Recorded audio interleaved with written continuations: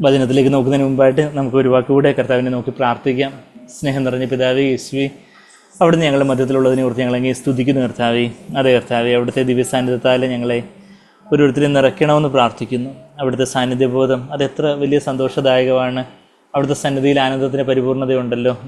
അവിടുത്തെ മുമ്പാകെ ഞങ്ങളതിനെ സമ്പൂർണ്ണമായിട്ടും താഴ്ത്തുന്നു. ഇത്ര പരിശുദ്ധനായ അടുത്തുകൂടാത്ത വെളിച്ചത്തിൽ വസിക്കുന്നവനായ കർത്താവേ, അവിടുന്ന് ഞങ്ങളുടെ മധ്യത്തിൽ കർത്താവെ വരുവാൻ തക്കവണ്ണം ഞങ്ങൾ എന്തുള്ളൂ. കർത്താവെ, അവിടുത്തെ മുമ്പാകെ ഞങ്ങൾ താണു വണങ്ങുന്നു. ഞങ്ങളതിനെ സമ്പൂർണ്ണമായിട്ടും താഴ്ത്തുന്നു. ഒരു പൂജ്യമായിട്ട് ഞങ്ങളതിനെയും സീറോ ആയിട്ട് കർത്താവെ ഞങ്ങളതിനെയും താഴ്ത്തുന്നു. കർത്താവെ, അവിടുത്തെ രക്തത്താലെ ഞങ്ങൾ ഓരോരുത്തരെയും കഴുകണം, സ്നേഹത്താലെ ഞങ്ങളെ നിറയ്ക്കണം. അവിടുത്തെ വചനം പോലെ ഞങ്ങളിലാവട്ടെ എന്ന് കർത്താവെ യേശുവിൻ്റെ അമ്മയെ മറിയം പറഞ്ഞതുപോലെ കർത്താവെ ഞങ്ങൾ ആ വചനത്തിനെ ഞങ്ങളെ താഴ്ത്തി ഏൽപ്പിക്കുന്നു.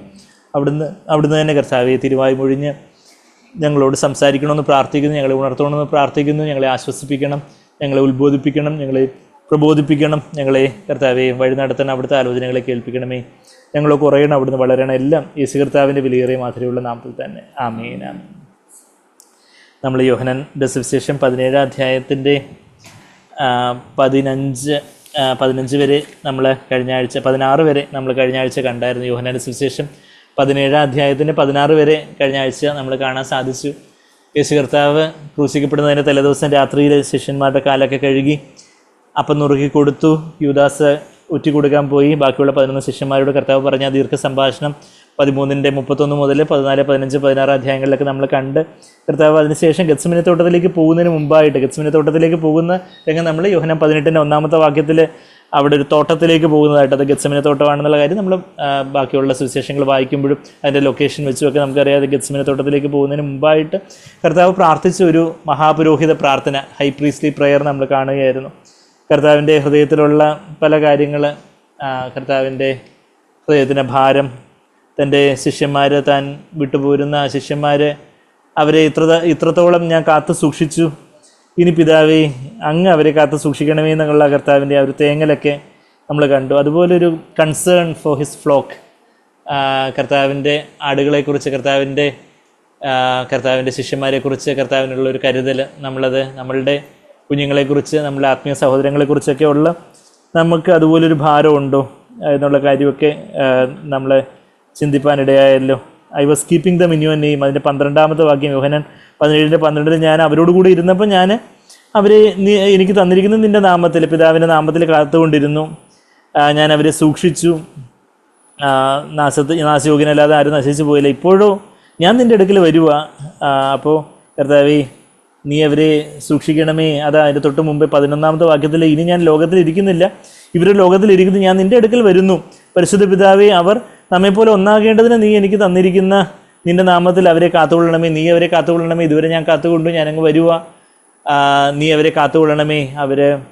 അവരുടെ ആ ഒരു ആത്മീയമായിട്ടുള്ള കർത്താവ് അവർ കാത്തുകൊള്ളണമെന്ന് പറയുമ്പോൾ അവർക്ക് എന്തെങ്കിലും പനി വരരുതേ, ജലദോഷം വരരുതേ, എന്തെങ്കിലും ചുമ വരരുതേ, ശ്വാസം മുട്ടൽ വരരുതേ എന്നുള്ള ഭൗതികമായിട്ടുള്ള കാര്യങ്ങൾ. ഓഫ്കോഴ്സ് നമുക്ക് ഭൗതികമായിട്ടുള്ള കാര്യങ്ങൾക്ക് വേണ്ടി നമുക്ക് തീർച്ചയായിട്ടും നമുക്ക് പ്രാർത്ഥിക്കാം. തീർച്ചയായിട്ടും ഭൗതികമായിട്ട് നമ്മൾ ഹെൽത്തി ആയിട്ട് ആരോഗ്യമായിട്ടിരിക്കുന്നതും സന്തോഷമായിരിക്കുന്നതും എല്ലാം ദൈവത്തിന് പ്രസാദമുള്ള കാര്യം തന്നെ.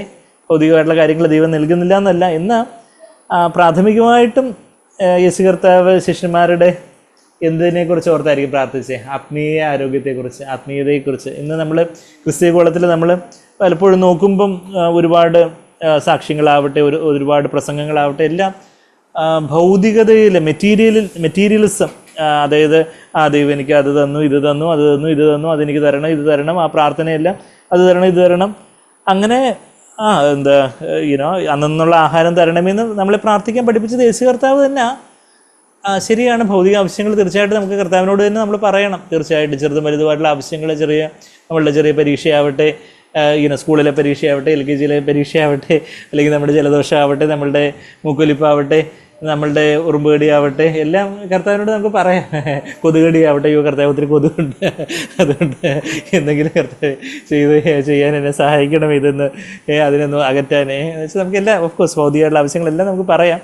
എന്നാൽ അതിലെല്ലാം ഉപരി ആത്മീയമായിട്ടുള്ള കർത്താവെ, ഞാൻ അങ്ങേപ്പോലെ ആകാനാണല്ലോ കർത്താവെ അങ്ങനെ വിളിച്ചിരിക്കുന്നത്. അങ്ങോട്ടുള്ള അകമൊഴിഞ്ഞൊരു കൂട്ടായ്മയിലേക്കാണല്ലോ, പുത്രനോടുള്ള കൂട്ടായ്മയിലേക്കാണ് നമ്മളെ വിളിച്ചിരിക്കുന്നതെന്ന് എവിടെ പറയുന്നത്? 1 കൊരിന്ത്യർ 1-ന്റെ 9-ാമത്തെ വാക്യത്തിൽ നമ്മളത് വായിക്കുന്നുണ്ട്. നമ്മൾ 1 കൊരിന്ത്യർ 1:8 വാക്യം 1-2 ആഴ്ച മുമ്പ് നമ്മൾ മനപ്പാഠ വചനമായിട്ട് അവൻ നമ്മളെ അന്ത്യത്തോളം ഉറപ്പിക്കും എന്നുള്ള വാക്യമൊക്കെ നമ്മൾ മനപ്പാഠ വചനമായിട്ട് കുഞ്ഞുങ്ങൾ പറയുന്നതൊക്കെ നമ്മൾ കേട്ട് കാണും. അവിടെ 1 കൊരിന്ത്യർ 1:8 ഹി വിൽ കൺഫേം യു എന്നുള്ള കാര്യമൊക്കെ നമ്മൾ വായിച്ചിട്ട് അതിൻ്റെ 9 വാക്യത്തിൽ 1 കൊരിന്ത്യർ 1:9 തൻ്റെ പുത്രനും നമ്മുടെ കർത്താവായ യേശുക്രിസ്തുവിൻ്റെ നമ്മളുടെ പുത്രനും നമ്മുടെ കർത്താവായ യേശുക്രിസ്തുവിൻ്റെ കൂട്ടായ്മയിലേക്ക് നിങ്ങളെ വിളിച്ചിരിക്കുന്ന ദൈവം വിശ്വസ്തൻ. God is faithful through whom you were called into fellowship with his son Jesus Christ our Lord. യേശു കർത്താവിൻ തൻ്റെ പുത്രനാകുന്ന യേശു കർത്താവിൻ്റെ കൂട്ടായ്മയിലേക്കാണ് വിശ്വസ്തനായ ആ ദൈവം നമ്മളെ വിളിച്ചിരിക്കുന്നത് എന്നുള്ളൊരു കാര്യമാണ് നമ്മളവിടെ വായിക്കുന്നത്. അപ്പോൾ ആ ഒരു നമ്മളുടെ പ്രാർത്ഥനയിൽ കർത്താവിൻ്റെ പ്രാർത്ഥന നമ്മൾ നോക്കുമ്പോൾ അവിടെ അവർക്ക് ആഹാരം കൊടുക്കണമേ, അവർക്ക് പാർപ്പിടം കൊടുക്കണമേ, അല്ലെങ്കിൽ അവർക്ക് അത് ചെയ്യണമേ ഇത് ചെയ്യണമേ എന്നുള്ളൊരു ഭൗതികമായിട്ടുള്ള കാര്യങ്ങളൊന്നും അല്ല പ്രാർത്ഥിക്കാൻ നമ്മൾ കാണുന്നത്. ശരി, അതൊക്കെ നമുക്ക് പ്രാർത്ഥിക്കാം, അതൊക്കെ സെക്കൻഡറി ആയിട്ടുള്ള കാര്യങ്ങൾ, അതൊക്കെ രണ്ടാമതുള്ള കാര്യങ്ങൾ. എന്നാൽ ഒന്നാമതായിട്ട് അവരെ പിശാചിൻ്റെ പിടിയിൽ നിന്ന് പാപത്തിൽ നിന്ന് അവരെ കാത്തുകൊള്ളണമേ എന്നുള്ളൊരു പ്രാർത്ഥനയാണ്. കർത്താവ് തന്നെ പറയുന്നൊരു വാക്യമുണ്ട്. അവിടെ നമ്മൾ യോഹന്നാൻ 3 വരുവാണെങ്കിൽ ഭൂമിയിലുള്ളതിനെക്കുറിച്ച് സംസാരിക്കുന്നു എന്നൊക്കെ പറയുന്നൊരു വാക്യമുണ്ട്. അവിടെ യോഹന്നാൻ 3:31 വാക്യത്തിൽ യോഹന്നാൻ സ്നാപകൻ പറയുക. യോഹന്നാൻ 3:30 നമുക്ക് എല്ലാവർക്കും പരിചയമുള്ളൊരു വാക്യം. അവൻ വളരണം ഞാനോ കുറയണോ എന്ന് ഉത്തരം പറഞ്ഞു. യോഹന്നാൻ സ്നാപകൻ പറയുക.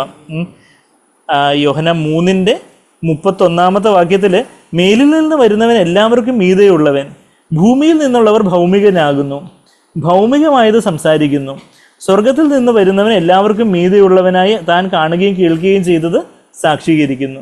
സോ ഭൂമിയിൽ ഉള്ളവരാണെങ്കിൽ ഭൂമിയെക്കുറിച്ച് സംസാരിക്കും. He speaks of the earth.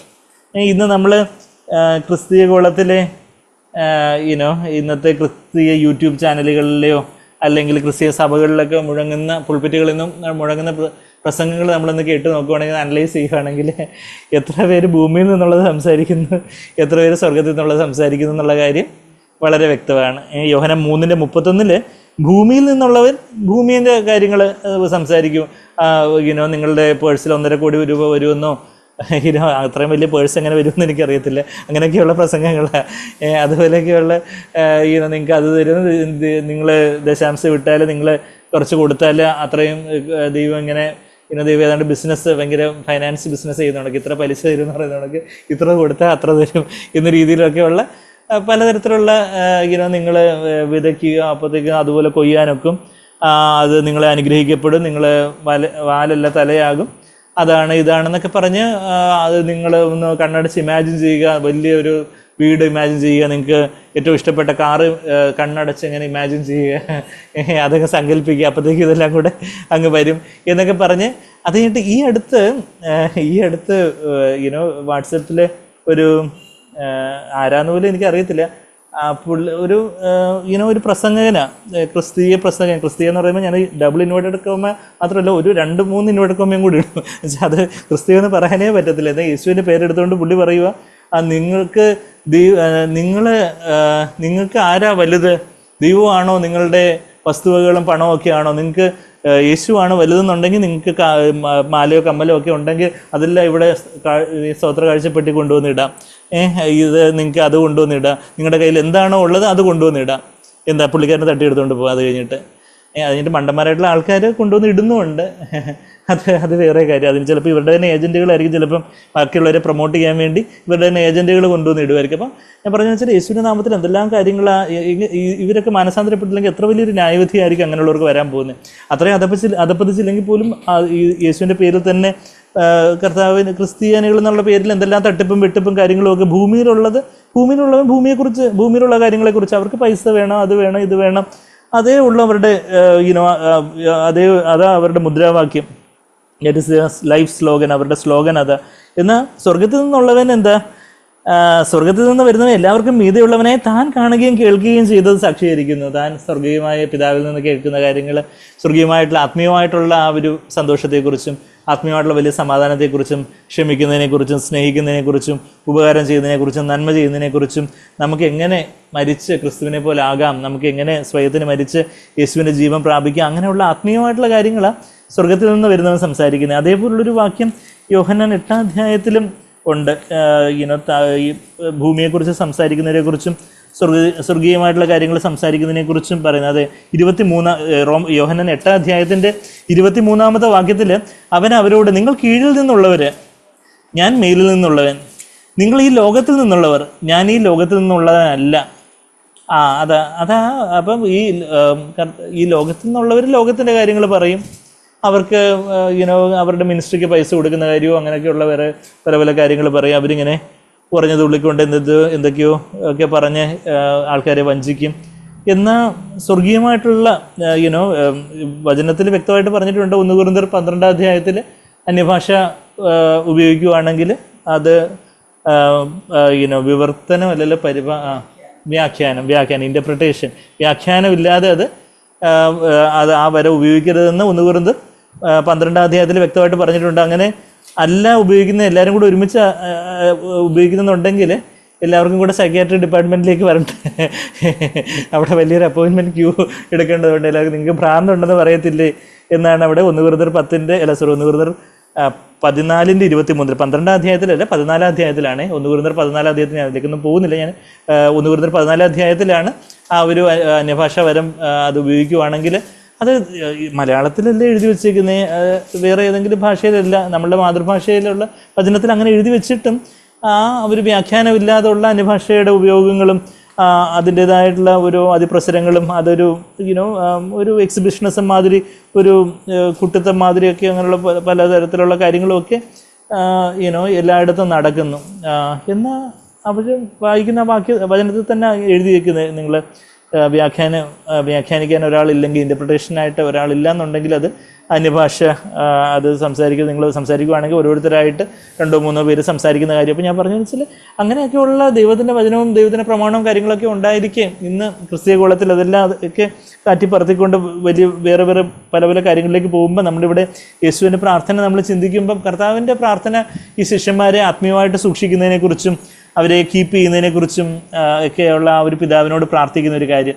എന്നിട്ട് 14-ാമത്തെ വാക്യത്തിൽ നമ്മൾ കഴിഞ്ഞ ആഴ്ച 13-ാമത്തെ വാക്യവും കണ്ടു. അവരും ഇതെല്ലാം പറയുന്നത് എന്തിനാണെന്ന് വെച്ചാൽ യോഹന്നാൻ 17-ാം അധ്യായത്തിലേക്ക് നമ്മൾ തിരിച്ചു വരുമ്പം അതിൻ്റെ 13-ാമത്തെ വാക്യത്തിൽ ഇതെല്ലാം ഞാൻ പറയുന്നത് എന്താ, എൻ്റെ സന്തോഷം ഇപ്പോഴും ഞാൻ എൻ്റെ അടുക്കൽ വരുവോ പിതാവേ, എൻ്റെ സന്തോഷം അവർക്കുള്ളിൽ പൂർണ്ണമാകേണ്ടതിന് ഇത് ലോകത്തിൽ വെച്ച് സംസാരിക്കുന്നത്. ഇതെല്ലാം പറയുന്നത് എന്തിനാണെന്ന് ചോദിച്ചാൽ യേശുവിൻ്റെ സന്തോഷം, യേശുവിലുണ്ടായിരുന്ന ആ സന്തോഷം അവരുടെ ഉള്ളത്തിൽ, തൻ്റെ ശിഷ്യന്മാരുടെ ഉള്ളത്തിൽ പൂർണ്ണമാകണം. കർത്താവ് അങ്ങ് പോവുകയാണ്, അവർ ഇപ്പം വിഷമിച്ചിരിക്കുവാണ് കർത്താവ് പോവാന്നുള്ള കാര്യത്തിൽ.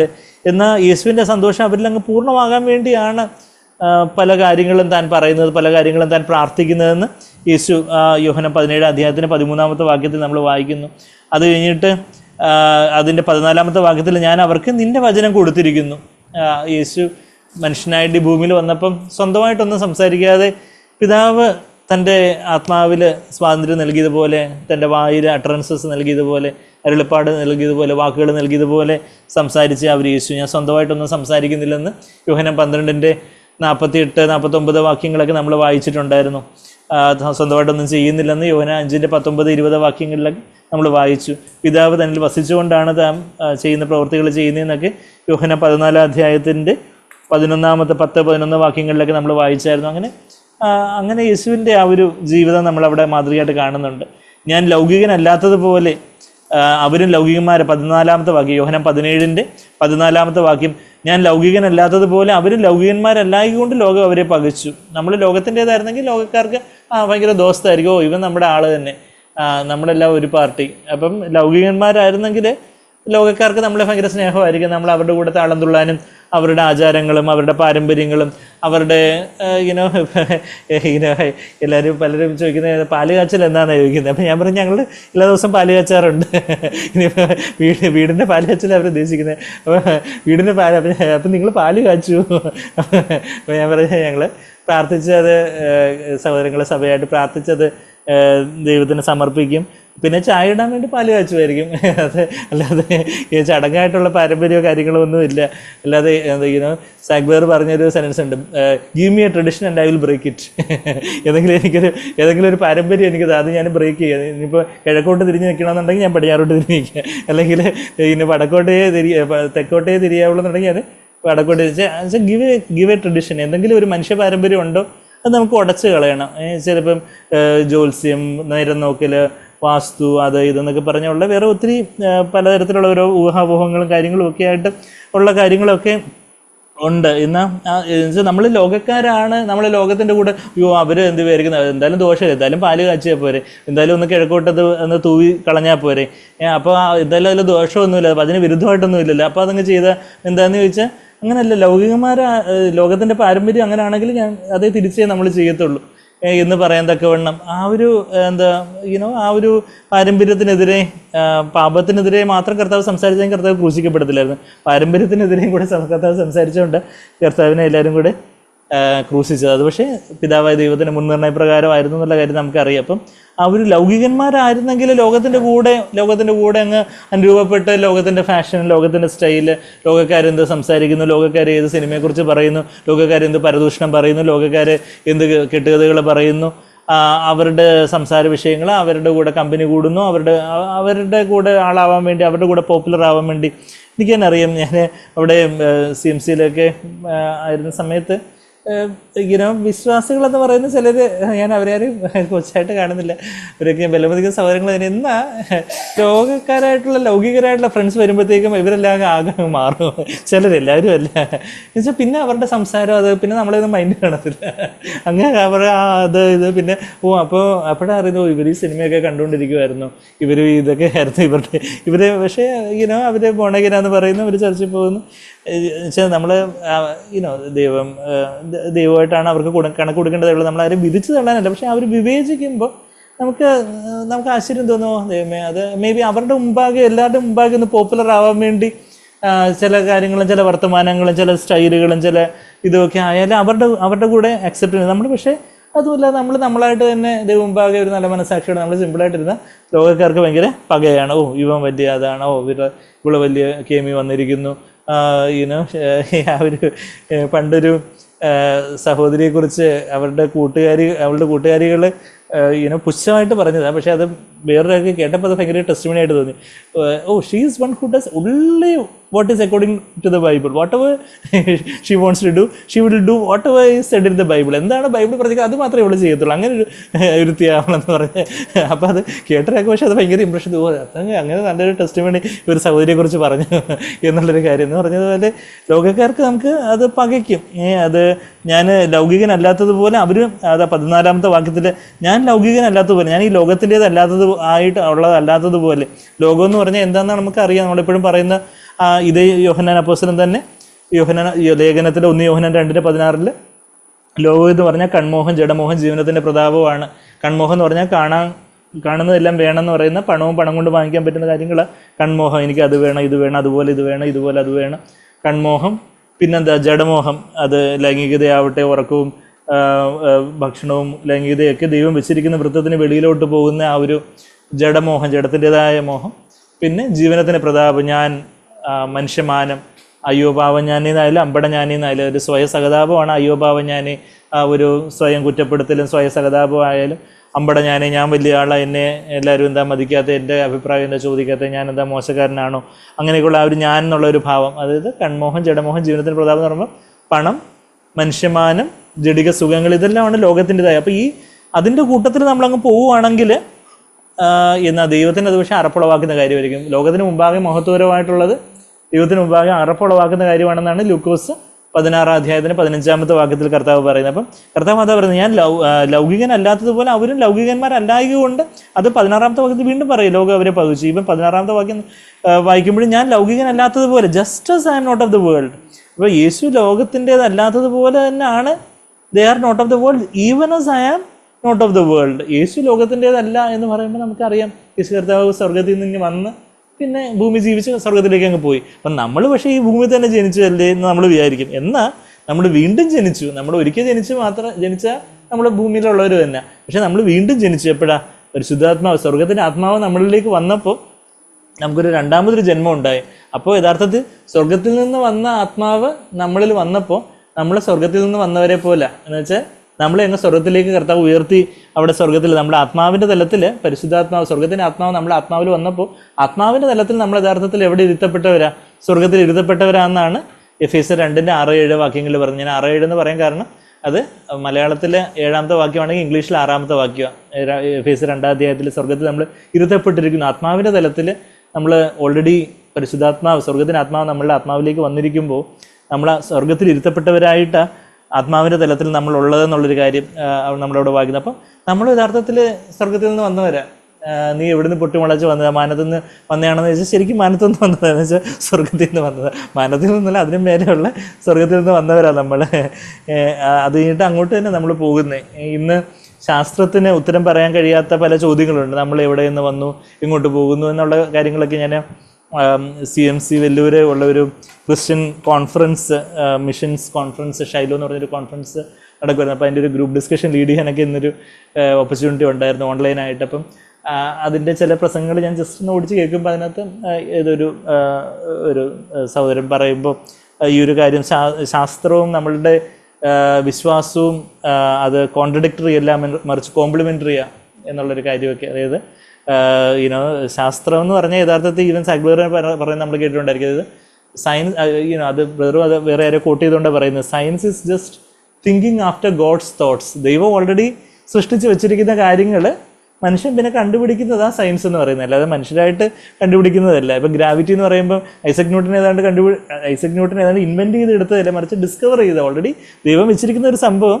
ഇവിടെ ഫിസിക്സ് ടീച്ചർ ഇരിപ്പുണ്ട്, അപ്പം പിന്നെ കൂടുതൽ പറയേണ്ട കാര്യമില്ല. അപ്പം ദൈവം ഓൾറെഡി വെച്ചിരിക്കുന്ന ഗ്രാവിറ്റേഷണൽ ഫോഴ്സ്, അതിൻ്റെ സ്പീഡും കാര്യങ്ങളും ഒക്കെ അത് മനുഷ്യൻ കണ്ടുപിടിച്ചു എന്നുള്ളതേ ഉള്ളൂ. അതുപോലെ തന്നെ ഇലക്ട്രിസിറ്റി എന്ന് പറഞ്ഞാൽ ദൈവം പ്രകൃതിയിൽ വെച്ചിരിക്കുന്ന കാര്യങ്ങൾ മനുഷ്യൻ അത് കണ്ടുപിടിച്ചു.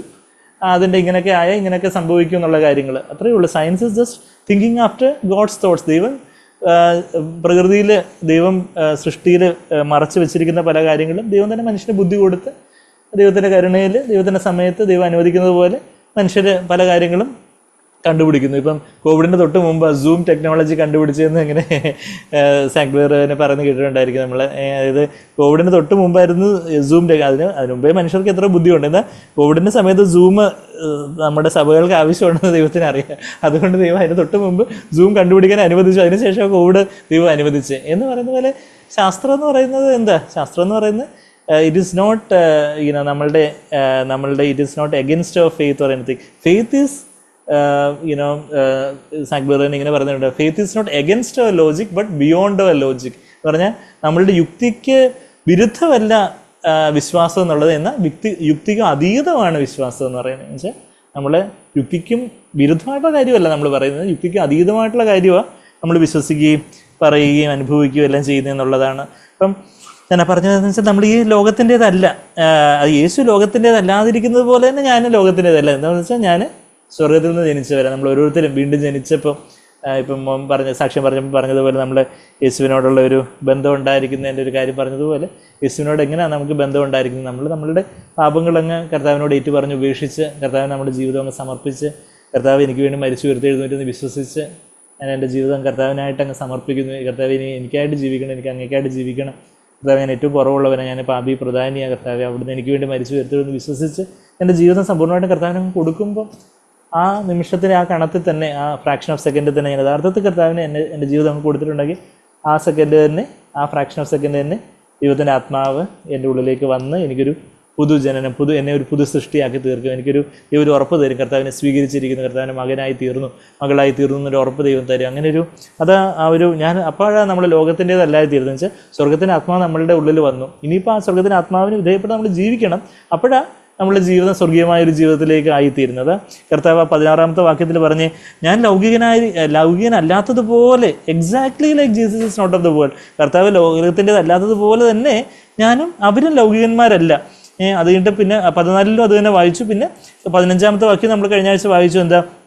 അവരെ ലോകത്തിൽ നിന്ന് എടുത്തുകൊണ്ട് പോകണമെന്നല്ല ഞാൻ പറയുന്നത്, ദുഷ്ടൻ്റെ കയ്യിൽ അകപ്പെടാതെ വണ്ണം അവരെ കാത്തുകൊള്ളണം എന്നത്രയും ഞാൻ അപേക്ഷിക്കുന്നത്. അവർ പാപത്തിലകപ്പെടും. ദുഷ്ടൻ്റെ കയ്യിൽ അകപ്പെടുക എന്ന് പറഞ്ഞാൽ പാപത്തിലകപ്പെടരുത്, അതാണ് പ്രാർത്ഥിക്കുന്നത്. അല്ലാതെ ഉപദ്രവം വരുന്നു അതുകൊണ്ട് അവരെ അങ്ങ് എയർലിഫ്റ്റ് ചെയ്യണം, അവരെ അങ്ങ് പെട്ടെന്ന് സ്വർഗത്തിലേക്ക് അങ്ങ് ലിഫ്റ്റ് ചെയ്തോണേ എന്നുള്ളൊരു കാര്യമല്ല.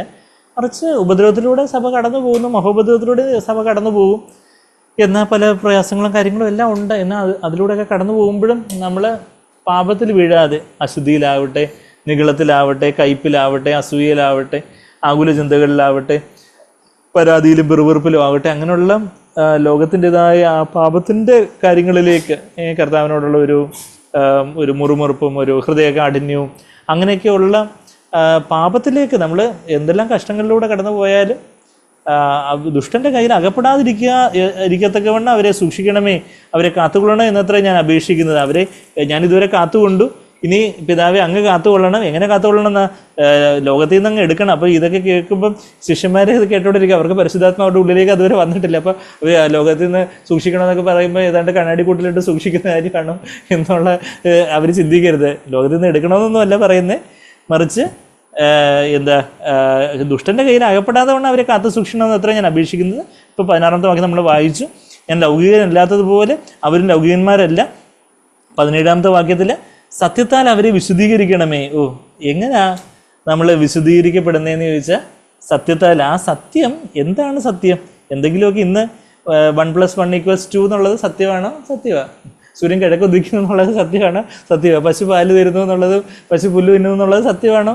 സത്യമാണ്. അതൊക്കെ ഫാക്ച്വൽ, എർത്തലി ഫാക്ട്സ് ആണ്. എന്നാൽ അവിടുത്തെ വചനമാകുന്ന സത്യം, അതാ എൻ്റെ 17-ാമത്തെ വാക്യത്തിൽ നമ്മളതാ വായിക്കുന്നത്. യോഹന്നാൻ 17:17 നമുക്ക് റെഫറൻസ് ഓർക്കാൻ എളുപ്പം. 17:17 എന്താ പറയുന്നത്? സത്യത്താൽ അവരെ വിശദീകരിക്കണമേ, നിന്റെ വചനം സത്യമാകുന്നു.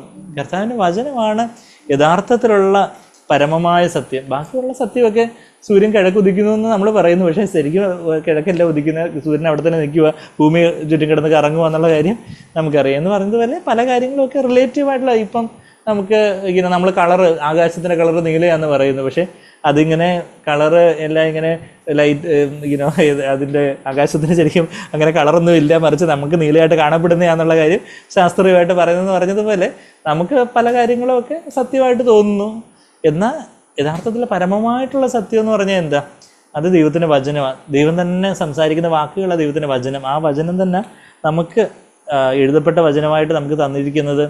ആ എഴുതപ്പെട്ട വചനത്തിലൂടെ കർത്താവിൻ്റെ ഹൃദയത്തെ നമ്മൾ അറിയുന്നതിനനുസരിച്ച് പരിശുദ്ധാത്മാവ് നമുക്ക് യേശുവിൻ്റെ വായിൽ നിന്ന് വരുന്ന ഓരോ വാക്കുകളും ഓരോ സമയത്തും നമ്മളുടെ ജീവിതത്തിൻ്റെ ഓരോ സാഹചര്യങ്ങളിലുമൊക്കെ കർത്താവിൻ്റെ വചനം ആ സമയത്ത് കേൾപ്പാൻ, അതായത് ഇപ്പോൾ നമുക്ക് ഒരു തീരുമാനം എടുക്കണം, ഇത് ഇങ്ങനെ ചെയ്യണോ അങ്ങനെ ചെയ്യണോ, അങ്ങനെയുള്ള സമയത്ത് നമുക്ക് അറിയത്തില്ല കർത്താവെ അവിടുത്തെ വചനത്തിൽ എന്താ എഴുതിയിരിക്കുന്നത്, അവിടുത്തെ വചനത്തിൽ വ്യക്തമായിട്ടുള്ളൊരു കൽപ്പനയുള്ള ഒരു കാര്യമാണ് എന്നുണ്ടെങ്കിൽ നമുക്ക് ഓഫ് കോഴ്സ് കർത്താവെ അവിടുത്തെ വചനം പോലെ എനിക്ക് മുമ്പോട്ട് പോകണം. പക്ഷേ ചില കാര്യങ്ങളിൽ വ്യക്തമായിട്ടുള്ള കൽപ്പനയില്ല. ഇപ്പം ഞാൻ അങ്ങോട്ട് പോകണോ ഇങ്ങോട്ട് പോകണോ, അല്ലെങ്കിൽ വേറെ ഏതെങ്കിലും പല ഡിസിഷൻസ്, നമുക്ക് ഇത് വാങ്ങിക്കണോ, ഇതിന് സമയം ചെലവഴിക്കണോ, അല്ലെങ്കിൽ അതിന് പണം ചെലവഴിക്കണോ, വ്യക്തമായിട്ടുള്ള നമുക്ക് സ്വർഗത്തിൽ നിന്നൊരു അശരീരം മാതിരി ഒന്നും കേൾക്കുന്നൊന്നുമില്ല. എന്നാൽ കർത്താവെ അവിടുത്തെ വചനം, കർത്താവ് അവിടുന്ന് എന്താ എൻ്റെ ഹൃദയത്തോടെ സംസാരിക്കുന്നത്? അവിടുത്തെ എഴുതപ്പെട്ട വചനമുണ്ട്. ആ എഴുതപ്പെട്ട വചനം നമ്മൾ ധ്യാനിച്ച് നമ്മുടെ ഹൃദയത്തിൽ സംഗ്രഹിക്കുന്നവരും, അങ്ങനെ എഴുതപ്പെട്ട വചനം നമ്മുടെ ഹൃദയത്തിൽ സംഗ്രഹിക്കുമ്പോഴാണ് ബാലൻ തന്നെ വഴിയെ നിർമ്മലമാക്കുന്നത്. എങ്ങനെയാണ്? തൻ്റെ ഹൃദയത്തിൽ. നമുക്ക് ആ വാക്യം അറിയാം എല്ലാവർക്കും അല്ലേ? ഇത് എവിടെ പറയുന്നത്? 119 സങ്കീർത്തനത്തിൻ്റെ 9-11 വാക്യങ്ങളിൽ നമ്മൾ ആ വചനത്തെക്കുറിച്ചുള്ള വലിയൊരു സങ്കീർത്തനമാണ് 119 സങ്കീർത്തനം. ഏറ്റവും വലിയ സങ്കീർത്തനമാണ് 119 സങ്കീർത്തനം. വചനത്തെക്കുറിച്ച് പറയുന്ന 3 സങ്കീർത്തനങ്ങൾ ഏതൊക്കെയാണ്?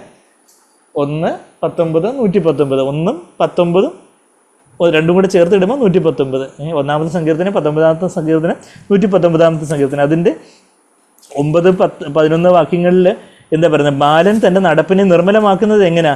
തൻ്റെ വചനപ്രകാരം അതിനെ സൂക്ഷിക്കുന്നതിനാ തന്നെ. അവിടുത്തെ വചനത്തിൽ എങ്ങനെയാണ് പറഞ്ഞിരിക്കുന്നത് കർത്താവേ? അവിടുത്തെ വചനത്തിൽ ചിലർ ചോദിക്കും സിനിമ കാണാവോ? അവിടുത്തെ വചനത്തിൽ എന്താ പറഞ്ഞിരിക്കുന്നത്? ലോകത്തോട് അനുഭവപ്പെടരുന്ന അവിടുത്തെ വചനത്തിൽ പറയുന്നത്. സിനിമയിൽ വയലൻസും ലൈംഗികതയും അങ്ങനെയുള്ള കാര്യങ്ങളൊക്കെ മുഖത്തീകരിക്കുന്ന സിനിമകൾ, അവർ താരങ്ങളാന്ന് പറയുന്ന ആൾക്കാരൊക്കെ അവരുടെ തനി സ്വഭാവമൊക്കെ പത്രമാധ്യമങ്ങളിലൂടെയൊക്കെ വന്നു കഴിഞ്ഞു. അപ്പോൾ ഇങ്ങനെയൊക്കെ ഉള്ളവരുടെ സീരിയലും സിനിമയും അതുപോലെയൊക്കെയുള്ള എൻ്റർടൈൻമെൻറ്റ് വേൾഡൊക്കെ ആ ഒരു ദുഷ്ടൻ്റെ കയ്യിലാണ് ഉള്ളത്.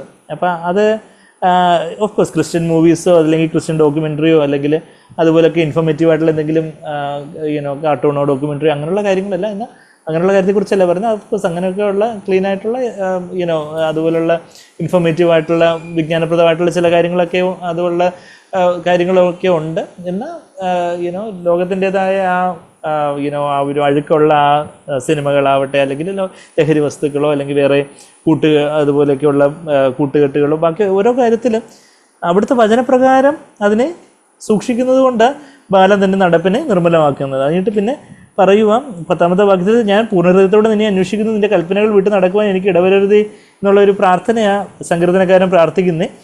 ഞാൻ നിന്നോട് പാപം ചെയ്യാതിരിക്കേണ്ടതിന് എന്ത് ചെയ്യണം? എന്ത് ചെയ്തിരിക്കുന്നു? 11-ാമത്തെ വാക്യം, നിന്റെ വചനത്തെ ഹൃദയത്തിൽ സംഗ്രഹിക്കുന്നു. ആ വചനത്തെ നമ്മളുടെ അന്ന് പഴയ നിയമത്തിൽ അവർ ഇത് എഴുതുമ്പം അവരുടെ ഓർമ്മയിൽ സംഗ്രഹിക്കുന്നു, അത് അവരനുസരിക്കുന്നു. ആ ഒരു അർത്ഥത്തിലേ അവർക്ക് അന്ന് സാധ്യമായിരുന്നുള്ളൂ. ഇന്ന് പരിശുദ്ധാത്മാ നമ്മുടെ ഹൃദയത്തിലേക്ക്, ആത്മാവിലേക്ക് വന്നിരിക്കുന്ന ഈ ഒരു പുതിയ നിയമ കാലഘട്ടത്തിൽ നമ്മൾ ഹൃദയത്തിൽ സംഗ്രഹിക്കുന്നു എന്ന് പറയുമ്പോൾ എന്താ, നമ്മളുടെ ഓർമ്മയിൽ സംഗ്രഹിക്കുന്നു നല്ലത് തന്നെ. അതനുസരിച്ച് അത് കർത്താവിന് വിധേയപ്പെട്ട് അനുസരിക്കുമ്പോൾ അത് നമ്മളുടെ ആത്മാവിലൊരു വെളിപ്പാടായിട്ട്, നമ്മുടെ ഒരു അനുഭവമായിട്ട് അത് ആയിത്തീരും. അങ്ങനെ ഹൃദയത്തിൽ ആ വചനത്തെ സംഗ്രഹിച്ചാണ് താൻ ദൈവത്തോട് പാപം ചെയ്യാതിരിക്കേണ്ടതിന് വചനത്തെ ഹൃദയത്തിൽ സംഗ്രഹിച്ചിരിക്കുന്നു. ഓരോ സമയത്തും കർത്താവ്, ഓരോ പ്രലോഭനങ്ങളുടെ സമയത്തും കർത്താവ് എന്തോ പിശാചിനോട് പറഞ്ഞേ?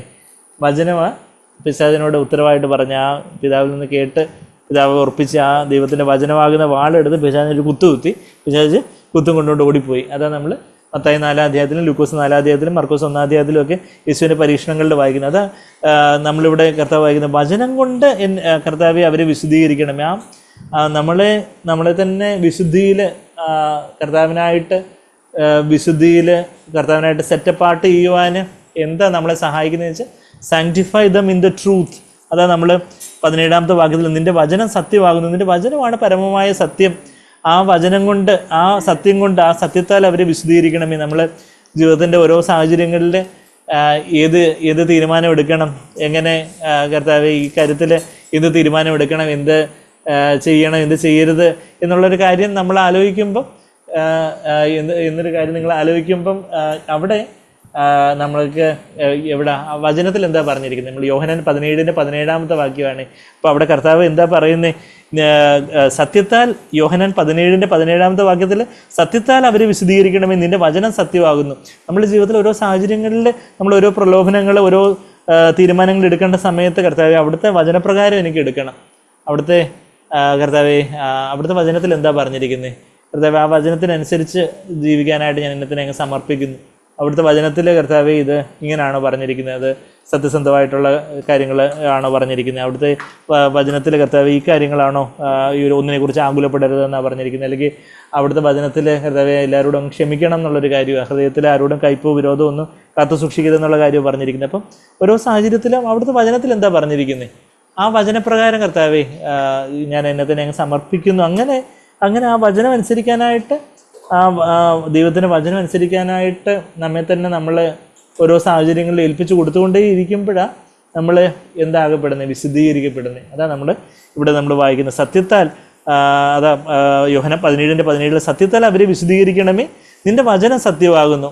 ആ കർത്താവിൻ്റെ വചനമാകുന്ന സത്യത്താൽ കർത്താവിനെ വിശുദ്ധീകരിക്കണമേ. നമ്മൾ കർത്താവിൻ്റെ രക്തത്താൽ നമ്മളുടെ മനസ്സാക്ഷിയിലുള്ള കുറ്റബോധം കഴുകുവാനായിട്ട് കർത്താവിൻ്റെ രക്തമാണ് നമ്മളുടെ മനസ്സാക്ഷിയിലുള്ള, നമ്മളുടെ ആത്മാവിൻ്റെ കണ്ണായിട്ടുള്ള, ആത്മമനുഷ്യൻ്റെ കണ്ണായിട്ടുള്ള മനസ്സാക്ഷിയുടെ കുറ്റബോധം, ഗിൽറ്റ് നീക്കിക്കളയുന്നത് എന്താണെന്ന് ചോദിച്ചാൽ യേശുവിൻ്റെ രക്തമാണ്. അത് നമ്മൾ 1 യോഹന്നാൻ 1-ാം അധ്യായത്തിൻ്റെ 7-9 വാക്യങ്ങളിലൊക്കെ നമ്മളത് വായിക്കുന്നുണ്ട്. യേശുവിൻ്റെ രക്തം സകല പാപങ്ങളും പോക്കി ശുദ്ധീകരിക്കുന്നു എന്ന് 7-ാമത്തെ വാക്യത്തിൽ നമ്മൾ വായിക്കുന്നു. അവൻ വെളിച്ചത്തിലായിരിക്കുന്നത് പോലെ നമ്മൾ വെളിച്ചത്തിൽ നടക്കുന്നുവെങ്കിൽ യേശു ക്രിസ്തുവിൻ്റെ രക്തം നമ്മുടെ സകല പാപങ്ങളും പോക്കി ശുദ്ധീകരിക്കും. നമ്മളുടെ ആ പാപങ്ങളെ പോക്കി ശുദ്ധീകരിക്കുന്ന പറയുമ്പോൾ ആ പാപത്തിൻ്റെ ഗിൽറ്റ് എന്നുവെച്ചാൽ പാപത്തിൻ്റെ ശിക്ഷയായിട്ടാണ് കർത്താവ് കാൽവരി കുരിശിൽ കർത്താവ് ആ നരകയാതന സഹിച്ചുകൊണ്ട് കർത്താവ് രക്തം ചൊരിഞ്ഞു. രക്തത്തിലാണ് ഒരുവൻ്റെ ജീവനുള്ളതെന്ന് നമ്മൾ ലേവ്യ പുസ്തകത്തിലും ഉൽപ്പത്തി പുസ്തകത്തിലും നമ്മൾ കാണുന്നുണ്ട്. അപ്പോൾ യേശു തൻ്റെ രക്തത്തിലാണ് ഒരാളുടെ പ്രാണനുള്ളത്. അപ്പോൾ ആ രക്തം ചൊരിഞ്ഞപ്പം കർത്താവ് തൻ്റെ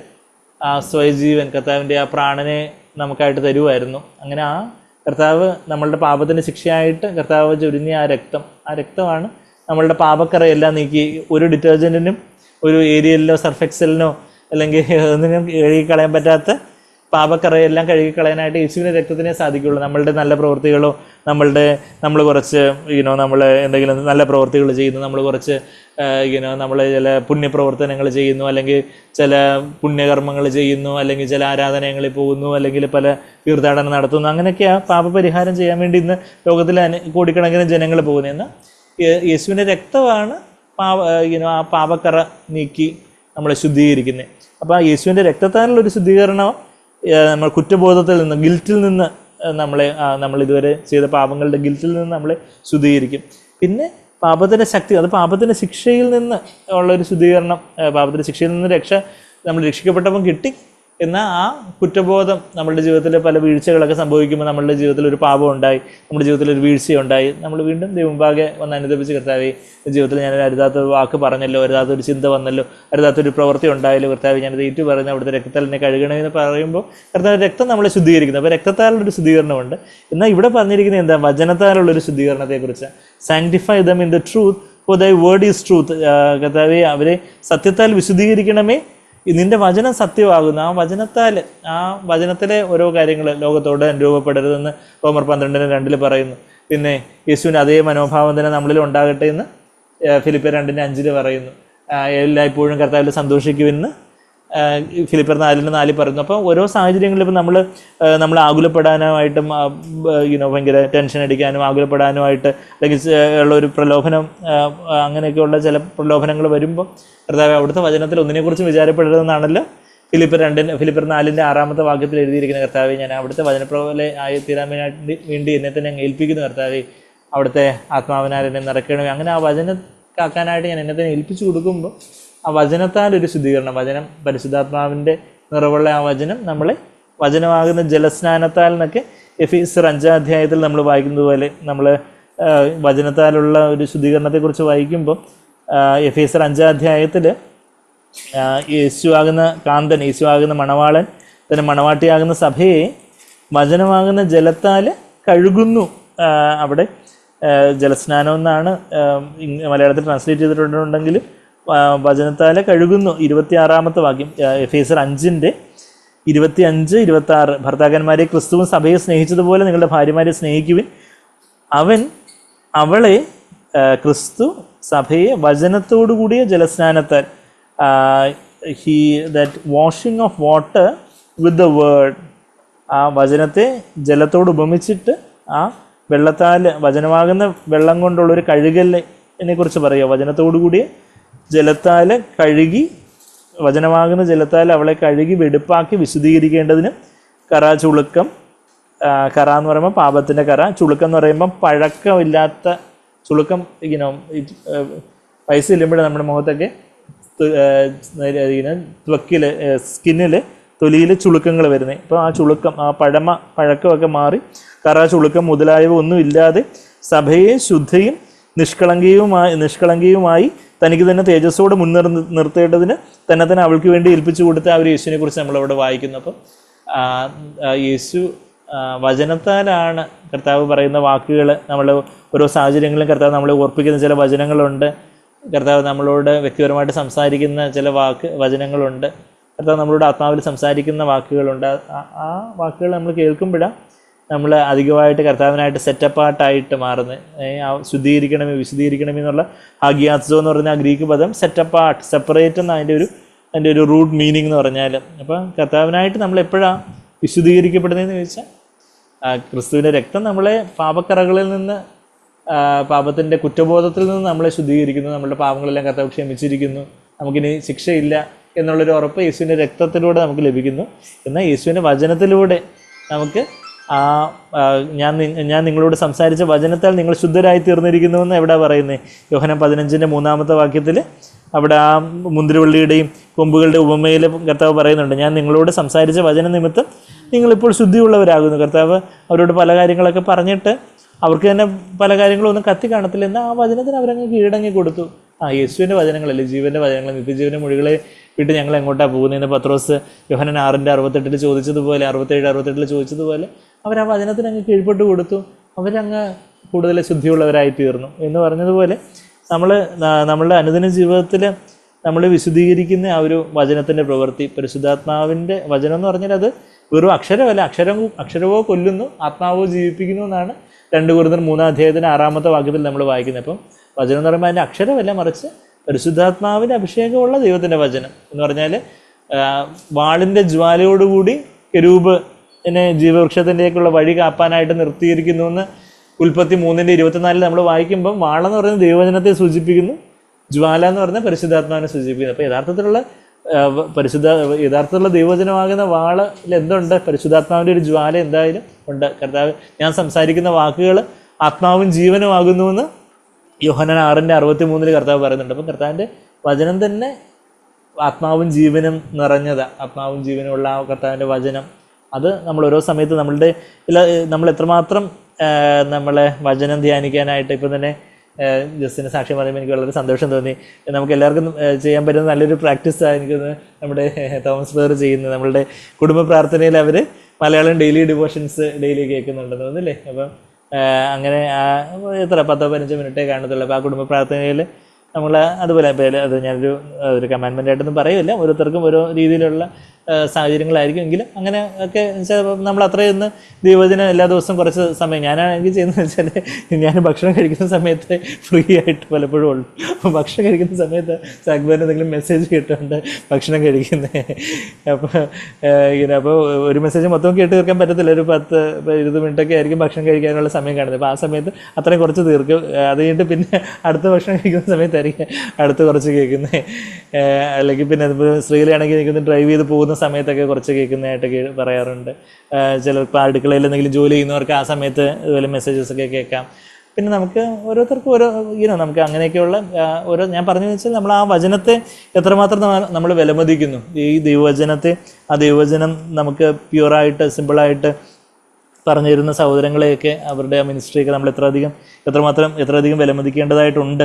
അപ്പോൾ അത് ആ വചനത്താലുള്ളൊരു ശുദ്ധീകരണം, അത് നമ്മുടെ ഹൃദയത്തിൽ ദൈവം അത് വലിയൊരു പ്രവൃത്തി ചെയ്യട്ടെ. കർത്താവ് ശിഷ്യന്മാരുടെ കാല് കഴുകുമ്പോഴും ആ ഒരു പ്രവൃത്തിയാണ് കർത്താവ് ചെയ്തത്. കർത്താവ് അവരുടെ കാലിലുള്ള പൊടി, കാലെന്ന് പറഞ്ഞാൽ ഈ ഭൂമിയിൽ നമ്മൾ നടക്കുമ്പോൾ, ഈ ലോകത്ത് നമ്മൾ നടക്കുമ്പോൾ കാലിൽ പൊടി പറ്റുന്നത് പോലെ നമ്മൾ രക്ഷിക്കപ്പെടുമ്പോൾ കർത്താവ് നമ്മളെ വചനത്താൽ ഒരു കുളിപ്പിക്കലുണ്ട്. അതിനെക്കുറിച്ചാണ് നമ്മൾ അതിനെക്കുറിച്ചൊക്കെ നമ്മൾ തീത്തോസ്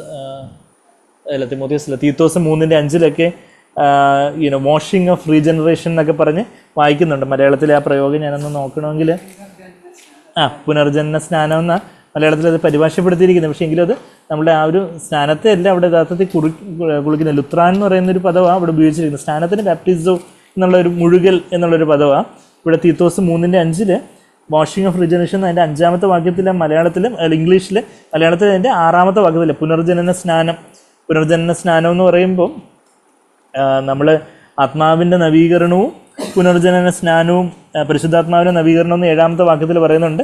6ാമത്തെ വാക്യത്തിൽ പുനർജനന സ്നാനം എന്ന് പറയുന്നുണ്ട്. അപ്പം നമ്മൾ വീണ്ടും ജനിക്കുമ്പം ദൈവം നമ്മളെ കുളിപ്പിക്കുന്നു.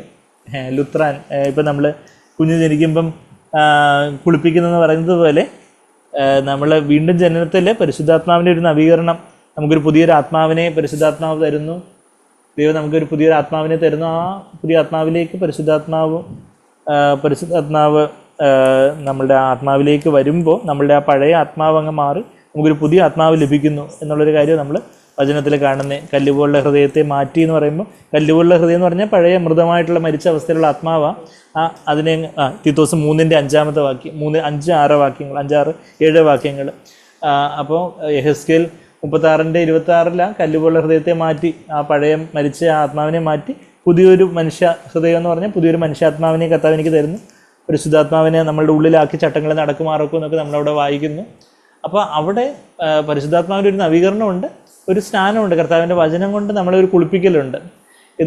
അപ്പോൾ അങ്ങനെ കുളിച്ചിരിക്കുന്നുവെങ്കിൽ പിന്നെ കാല് മാത്രം കഴുകിയാൽ മതി എന്നൊക്കെയാണ് നമ്മളെ യോഹന്നാൻ 13-ാം അധ്യായത്തിൽ കർത്താവ് ശിഷ്യന്മാരോട് പറയുന്നത്, നമ്മളവിടെ കാണുന്നുണ്ട്. അപ്പോൾ നമ്മൾ വീണ്ടും നമ്മളെ ഓരോ ദിവസവും രാവിലെ കർത്താവിൽ നിന്ന് കേൾക്കുമ്പം അവിടെ ഒരു കഴുകലുണ്ട്. പിന്നെ നമ്മുടെ ജീവിതത്തിൽ എന്തെങ്കിലുമൊക്കെ നമ്മൾ പല കാര്യങ്ങളിലൊക്കെ ഇടപെടുകയൊക്കെ ചെയ്യുമ്പോൾ ലോകത്തിൻ്റെതായ ചില പൊടികളൊക്കെ നമ്മളിൽ പറ്റാം. ചിലപ്പോൾ നമ്മൾ കടയിൽ പോയിട്ട് വരുന്നു, ചിലരോട് സംസാരിക്കുന്നു, ചില പത്രങ്ങൾ വായിക്കുന്നു, ന്യൂസ് കേൾക്കുന്നു. അപ്പോൾ ഒക്കെ ചില ലോകത്തിൻ്റെ ഒരു പൊടി വന്ന് നമ്മളെ ഒന്ന്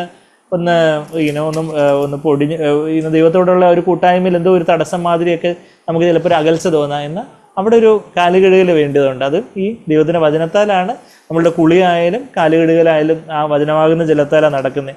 അപ്പോൾ അത് നമ്മൾ യോഹന്നാൻ 13-ാം അധ്യായത്തിൽ ആ കാല് കഴുകുന്നതിനെ കുറിച്ചുള്ള കാര്യത്തിലൊക്കെ പണ്ട് നമ്മളത് ചിന്തിച്ചപ്പോൾ ആ കാര്യങ്ങളൊക്കെ നമ്മൾ ചിന്തിച്ചായിരുന്നു. അപ്പം ആ ഒരു കാര്യം നമ്മൾ തിരിച്ച് യോഹന്നാൻ 17:17 വരുമ്പോൾ എന്താ നമ്മൾ വായിക്കുന്നത്, സത്യത്താൽ അവരെ വിശദീകരിക്കണമേ, നിൻ്റെ വചനം സത്യമാകുന്നു. അപ്പോൾ നമ്മളുടെ ജീവിതത്തിൽ കർത്താവ് ഈ വചനത്താലുള്ളൊരു വിശദീകരണം എല്ലാ ദിവസവും ഈ വചനം വായിക്കാനും ധ്യാനിക്കാനും എല്ലാ ദിവസവും നമ്മൾ പുതിയ നിയമം നമ്മൾ മൊത്തം വായിച്ചിട്ടില്ല എന്നുണ്ടെങ്കിൽ പുതിയ നിയമം തന്നെ ആദ്യം സുവിശേഷങ്ങൾ തുടങ്ങി നമ്മൾ വായിക്കാൻ തുടങ്ങുന്നു. അങ്ങനെ പതുക്കെ പതുക്കെ സുവിശേഷങ്ങൾ വായിച്ചു തീർക്കുന്നു, പിന്നെ ലേഖനങ്ങൾ വായിക്കുന്നു. അങ്ങനെ നമ്മൾ പുതിയ നിയമം ആദ്യം വായിച്ചു തീർക്കാൻ നോക്കുന്നു, പിന്നെ പഴയ നിയമം, സങ്കീർത്തനങ്ങൾ, സദൃശവാക്യങ്ങൾ, പിന്നെ ഉൽപ്പത്തി മുതൽ പിന്നെ ഓരോരോ പുസ്തകങ്ങളായിട്ട് നമ്മൾ വായിക്കുകയും അതിൻ്റെ അടുത്തുള്ള അർത്ഥം അറിയാനായിട്ട് അതിന് സഹായിക്കുന്ന തരത്തിലുള്ള നമ്മുടെ സൗരങ്ങളുടെ പുസ്തകങ്ങളും അതിൻ്റെ യൂട്യൂബ് വീഡിയോസും ഒക്കെ നമുക്ക് അതിന് ഹെൽപ്പായിട്ടുണ്ട്. അപ്പം അങ്ങനെ ആ വചനം നമ്മുടെ ഹൃദയത്തിൽ സംഗ്രഹിക്കുമ്പോൾ അത് തന്നെ നമ്മളെ വിശുദ്ധിയിൽ കാത്തു സൂക്ഷിക്കാനായിട്ട് പല കാര്യങ്ങളിലൂടെ നമ്മൾ കടന്നു പോകുമ്പോൾ എന്ത് തീരുമാനം എടുക്കണം, എങ്ങനെ പെരുമാറണം. ശരിക്കും പലപ്പോഴും നമ്മൾ സാങ്ക്വേറിൽ നിന്നൊക്കെ കേട്ടുള്ള പല പല കാര്യങ്ങൾ എൻ്റെ ജീവിതത്തിൽ തന്നെ ഒത്തിരി പല ജീവിതത്തിൻ്റെ പല പല സാഹചര്യങ്ങളിൽ എന്ത് തീരുമാനം എടുക്കണം, എങ്ങനെ പെരുമാറണം എന്നുള്ള കാര്യങ്ങൾ ആ വചനം സാങ്ക്വേറിനെ പോലുള്ള സൗരങ്ങളൊക്കെ അത് എക്സ്പ്ലെയിൻ ചെയ്ത് തന്നിട്ടുള്ളത് പലപ്പോഴും ആ ജീവിതത്തിൻ്റെ സാഹചര്യങ്ങളിൽ ആ പല എക്സാമ്പിൾസൊക്കെ ഓർമ്മ വരും, പല കാര്യങ്ങൾ നമുക്ക് ഓർമ്മ വരും. അങ്ങനെ ആ ഒരു വചനത്താലുള്ളൊരു ശുദ്ധീകരണം നമ്മൾ ഈ അടുത്തൊരു ക്വസ്റ്റ്യൻ ആൻസർ സെഷനിൽ അത് കഴിഞ്ഞ ദിവസം ഞാൻ കേട്ടത്, എനിക്കൊന്ന് കഴിഞ്ഞ ആഴ്ചയൊക്കെ നടന്നൊരു ക്വസ്റ്റ്യൻ ആൻസർ സെഷനിൽ സാങ്ക്വേർ ഓസ്റ്റിൻ കോൺഫറൻസിൽ. അപ്പോൾ അതിനകത്ത് ഒരാൾ ചോദിക്കുന്നുണ്ട്, നമുക്ക് എല്ലാവരും ഇങ്ങനെ സാങ്ക്വന്യം പറയുന്നത് മാത്രം ഇങ്ങനെ കേട്ട് ഫീഡ് ചെയ്തിരുന്നാൽ മതിയോ, സ്വന്തമായിട്ട് നമ്മളെല്ലാവരും വചനത്തിൽ നിന്ന് റെവലേഷൻ വെളിപ്പാട് കിട്ടേണ്ടതല്ലയോ? അപ്പോൾ ഒരർത്ഥത്തിൽ നോക്കിയാൽ അത് ശരിയാ നമുക്ക് സ്വന്തമായിട്ട് വെളിപ്പാട് കിട്ടണം. എന്നാൽ ബ്രദർ അതിനകത്ത് പറയുന്നുണ്ട്, ഞാൻ സാങ്ക്വേർ പറയാം, ഞാൻ സ്വന്തമായിട്ടുള്ള റെവലേഷൻ അല്ല പറയുന്നത്, എന്താ പൗലോസിൻ്റെയും പത്രോസിനൊക്കെ കൊടുത്ത റെവലേഷൻ, ഈ പത്രോസിനും പൗലോസിനും യോഹന്നാനും ഒക്കെ കൊടുത്ത വെളിപ്പാട് എന്നാണ്, അവർക്കൂടാണ് ദൈവം എനിക്ക് അതിൽ നിന്നാണ് ഓരോ വെളിപ്പാടുകൾ തരുന്നത്. അപ്പം ദൈവം നമുക്ക് സഭയിൽ അഭിഷിക്തരായിട്ടുള്ള ഉപദേഷ്ടാക്കന്മാർ, ടീച്ചേഴ്സ്, അനോയിന്റഡ് ടീച്ചേഴ്സ്, അവരുടെ സഹായം നമ്മൾ തേടുന്നത് നമുക്ക് തീർച്ചയായിട്ടും ഹെൽപ്പ് ചെയ്യും. എന്ന് പറഞ്ഞാൽ ഇപ്പം നമുക്ക് ഡ്രൈവിങ് തന്നെ പഠിക്കാൻ പറ്റുമെന്ന് വെച്ചാൽ പറ്റും, ഡ്രൈവിങ് തന്നെ പഠിക്കാൻ പറ്റുമെന്ന് വെച്ചാൽ പറ്റും. പിന്നെ ചിലപ്പോൾ വല്ല കൈയും കാലുമൊക്കെ ഒടിഞ്ഞ ആക്സിഡൻ്റൊക്കെ ആയി ICUലൊക്കെ 10 തവണ കിടന്നിട്ടായിരിക്കും ചിലപ്പം പഠിക്കുന്നതേ ഉള്ളൂ. പക്ഷേ ഒരു ഡ്രൈവിംഗ് സ്കൂളിൽ ചേർന്ന് അതിൻ്റെ ആശാൻ്റെ കൂടെ പഠിക്കുമ്പോൾ നമുക്ക് കുറച്ച് തെറ്റുകളൊക്കെ ഒഴിവാക്കി നമുക്ക് അക്ഷരം തന്നെ പഠിക്കാൻ പറ്റുമെന്ന് ചോദിച്ചാൽ പറ്റും. അക്ഷരം തന്നെ പഠിക്കരുതെന്നോ നിയമമൊന്നുമില്ല, അങ്ങനെ നമ്മുടെ ഭരണഘടനയൊന്നും വിലക്കിയിട്ടൊന്നുമില്ല. പക്ഷേ ഒരാൾ അക്ഷരം തന്നെ പഠിക്കാൻ നോക്കുകയാണെങ്കിൽ നമ്മൾ കൊച്ചുങ്ങൾ 1 വർഷം കൊണ്ട് പഠിക്കുന്നത് പുള്ളി പഠിച്ചെടുക്കാൻ 10 വർഷം എടുക്കുമായിരിക്കും എന്ന് പറഞ്ഞതുപോലെ ചില ദൈവം നമുക്ക് സഭയിൽ തന്നിട്ടുള്ള ആ ഒരു ഉദവികളെ നമ്മൾ യൂട്ടിലൈസ് ചെയ്യുന്നത്, അതിനെതിരെ നമ്മൾ ചിന്തിക്കുന്നത് പലപ്പോഴും നമ്മളുടെ രാഷ്ട്രീയവും നമ്മളുടെ മത്സരവും നമ്മളുടെ അഹങ്കാരവും. നമ്മൾ ആ ഉദവികളെല്ലാം നമ്മൾ യൂട്ടിലൈസ് ചെയ്യുന്നതെന്നാൽ നമ്മൾ അവരെ ആശ്രയിക്കുന്നില്ല, അവരെ നമ്മൾ ഉപയോഗിക്കുന്നു, ആ റിസോഴ്സസ് നമ്മൾ ഉപയോഗിക്കുന്നു. എന്നാൽ കർത്താവിൽ നമ്മൾ ആശ്രയം അവർ വചനപ്രകാരം പറയുന്നത് കൊണ്ട് നമ്മൾ എടുക്കുന്നു. വചനപ്രകാരം അല്ലാതെ എന്തെങ്കിലും പറയുന്നുണ്ടെങ്കിൽ നമുക്കത് എടുക്കേണ്ട കാര്യമില്ല. പക്ഷേ ദൈവം സഹിച്ച് നമ്മുടെ സഹോദരങ്ങളാരും വചനപ്രകാരം അല്ലാതെ ഒന്നും പറയുന്നില്ല എന്നുള്ളൊരു കാര്യം നമ്മൾ നമുക്ക് സന്തോഷത്തോടെ ഓർക്കാൻ പറ്റുന്നൊരു കാര്യമാണ്. അപ്പം ആ ഒരു വചനത്തിലൂടെയുള്ള ശുദ്ധീകരണത്തെക്കുറിച്ച് നമ്മൾ പറയുമായിരുന്നു. അപ്പം 17-ാമത്തെ വാക്യത്തിൽ ആദ്യം നമ്മൾ കണ്ടു, നമ്മൾ കർത്താവ് ലോകക്കാരനല്ലാത്തതുപോലെ നമ്മൾ ലോകക്കാരല്ല. പിന്നെ അതുപോലെ തന്നെ ഇപ്പം 2-3 കാര്യങ്ങൾ നമ്മൾ ഇതുവരെ കണ്ടത്. എന്താ, യേശു ആദ്യം പ്രാർത്ഥിച്ച കർത്താവിൻ്റെ പ്രാർത്ഥനയല്ല, ആത്മീയമായ പ്രാർത്ഥനയായിരുന്നു. ഭൗതികമായിട്ടുള്ള കാര്യങ്ങളെക്കുറിച്ചുള്ള പ്രാർത്ഥന ഉണ്ട്, എന്നാൽ അതൊക്കെ സെക്കൻഡറി. എന്നാൽ ആത്മീയമായിട്ട് അവരെ സ്വർഗത്തിൻ്റെതായ കാര്യങ്ങളാണ് കർത്താവ് പറയുന്നത്, ഭൂമിയുടേതായ കാര്യങ്ങളാണ് ഇന്ന് ക്രിസ്തീയ കോളത്തിൽ മുഴങ്ങി കേൾക്കുന്നതെന്നുണ്ടെങ്കിൽ സ്വർഗീയമായ ആത്മീയമായ കാര്യങ്ങളെക്കുറിച്ചായിരുന്നു കർത്താവിൻ്റെ ഭാരവും പ്രാർത്ഥനയൊക്കെ എന്നുള്ള കാര്യം കണ്ടു. രണ്ടാമത് നമ്മൾ പിന്നെ കർത്താവ് ലൗകികനല്ലാത്തതുപോലെ നമ്മൾ ലോകത്തിൻ്റേതല്ല, പരിശുദ്ധാത്മ നമ്മളുടെ ഉള്ളിൽ വന്നപ്പോൾ നമ്മൾ സ്വർഗത്തിൽ നിന്നുള്ളവരാണെന്നുള്ള കാര്യം നമ്മൾ കണ്ടു. പിന്നെന്താ, പിന്നെ ക്രിസ്തീയ ജീവിതം യേശുവിൻ്റെ ആ സന്തോഷം ഉണ്ടാകേണ്ടതിന് വേണ്ടി കർത്താവ് നമ്മളോട് കാര്യങ്ങളൊക്കെ സംസാരിക്കുന്നത് 13-ാമത്തെ വാക്യത്തിൽ നമ്മൾ കണ്ടു. പിന്നെ ഇപ്പം നമ്മളിപ്പം 17-ാമത്തെ വാക്യം നമ്മളിപ്പോൾ കണ്ടു. എന്താ, സത്യത്താൽ വചനമാകുന്ന സത്യത്താൽ അവരെ വിശദീകരിക്കണമേ, നിൻ്റെ വചനം സത്യമാകുന്നു. കർത്താവ് വചനമാകുന്നു എന്ന് നമ്മൾ യോഹന്നാൻ 1:14 യേശുവാണ് വചനം ജഡമായി തീർന്നതായി യേശു നമ്മുടെ അവിടെ കാണുന്നുണ്ട്. അപ്പം യേശുവാണ് വചനം. യോഹന്നാൻ 14:6 എന്താ കർത്താവ് പറയുന്നത്, ഞാൻ തന്നെ വഴിയും സത്യവും ജീവനുമാകുന്നു. അപ്പോൾ കർത്താവാണ് സത്യം. പിന്നെ ഇവിടെ എന്താ പറയുന്നത്, വചനം സത്യമാകുന്നു. അപ്പം A = B, B = C. So A = C എന്ന് പറയുന്നത് പോലെ യേശു വചനമാകുന്നു, വചനം സത്യമാകുന്നു, യേശു സത്യമാകുന്നു. എങ്ങനെ നമ്മൾ തിരിച്ചു മറിച്ച് പറഞ്ഞാലും യേശുവും വചനവും സത്യവുമല്ല, ഒന്നാണ് എന്നുള്ളൊരു കാര്യം. അപ്പോൾ ആ ഒരു കാര്യങ്ങൾ നമ്മളിവിടെ കാണുന്നുണ്ട്. യേശുവാകുന്ന വചനത്താൽ, കർത്താവാകുന്ന വചനത്താൽ, കർത്താവിൽ നിന്നുള്ള വചനത്താൽ നമ്മൾ ഓരോ ദിവസവും ഈ വചനത്തെ എത്രമാത്രം നമ്മൾ വിലമതിക്കേണ്ടതായിട്ടുണ്ടെന്നുള്ളൊരു കാര്യം ഞാൻ ആ കഥകളൊക്കെ പറയുന്നതിന് ഞാൻ ഈ വിശ്വാസത്തിലേക്ക് വന്ന ആ ഒരു വീട്ടിൽ നിന്നുള്ള വലിയ എതിർപ്പും കാര്യങ്ങളൊക്കെ ഉണ്ടായിരുന്ന സമയത്ത് വിശ്വാസത്തിലേക്ക് വന്നു, പ്രീ ഡിഗ്രി കഴിഞ്ഞ് കഴിഞ്ഞിട്ട് MBBS അഡ്മിഷനൊക്കെ കിട്ടുന്നതിന് മുമ്പ് വീട്ടു തടങ്കലിലായിരുന്ന സമയത്ത് എൻ്റെ അച്ഛനും അമ്മയും എന്നോടുള്ള അതീവ സ്നേഹത്താലും വാത്സല്യത്താലും അവർ എൻ്റെ ബൈബിളും ബാക്കിയുള്ള ആത്മീയ പുസ്തകങ്ങളും എല്ലാം കൂടെ എടുത്ത് മാറ്റി, ബാക്കിയുള്ള ആത്മീയ പുസ്തകങ്ങൾ നമ്മുടെ സാഗ്വാൻ്റെ കുറേ ബുക്സൊക്കെ അച്ഛൻ കത്തിച്ച് കളഞ്ഞു അന്നത്തെ ദേഷ്യത്തിൽ. എന്നിട്ട് പിന്നെ ബൈബിൾ കത്തിക്കാൻ തോന്നിയില്ല അച്ഛൻ. അതിൻ്റെ വേറെ ഏതോ ക്രിസ്ത്യൻ ഫ്രണ്ടിനെ കൊണ്ട് കൊടുത്തതായിട്ട് പിന്നീട് കണ്ട് പറയുന്നത് കേട്ട്. അപ്പോൾ ആ സമയത്ത് വചനമൊന്നും ഇല്ലാതിരിക്കുന്ന സമയത്ത് ഒരു ശരിക്കും പറഞ്ഞാൽ ഈ മീനെ വെള്ളത്തിന് വെളിയിലെടുത്തിട്ട ഉള്ള അവസ്ഥ മാതിരിയുള്ളൊരവസ്ഥയായിരുന്നു എനിക്ക്.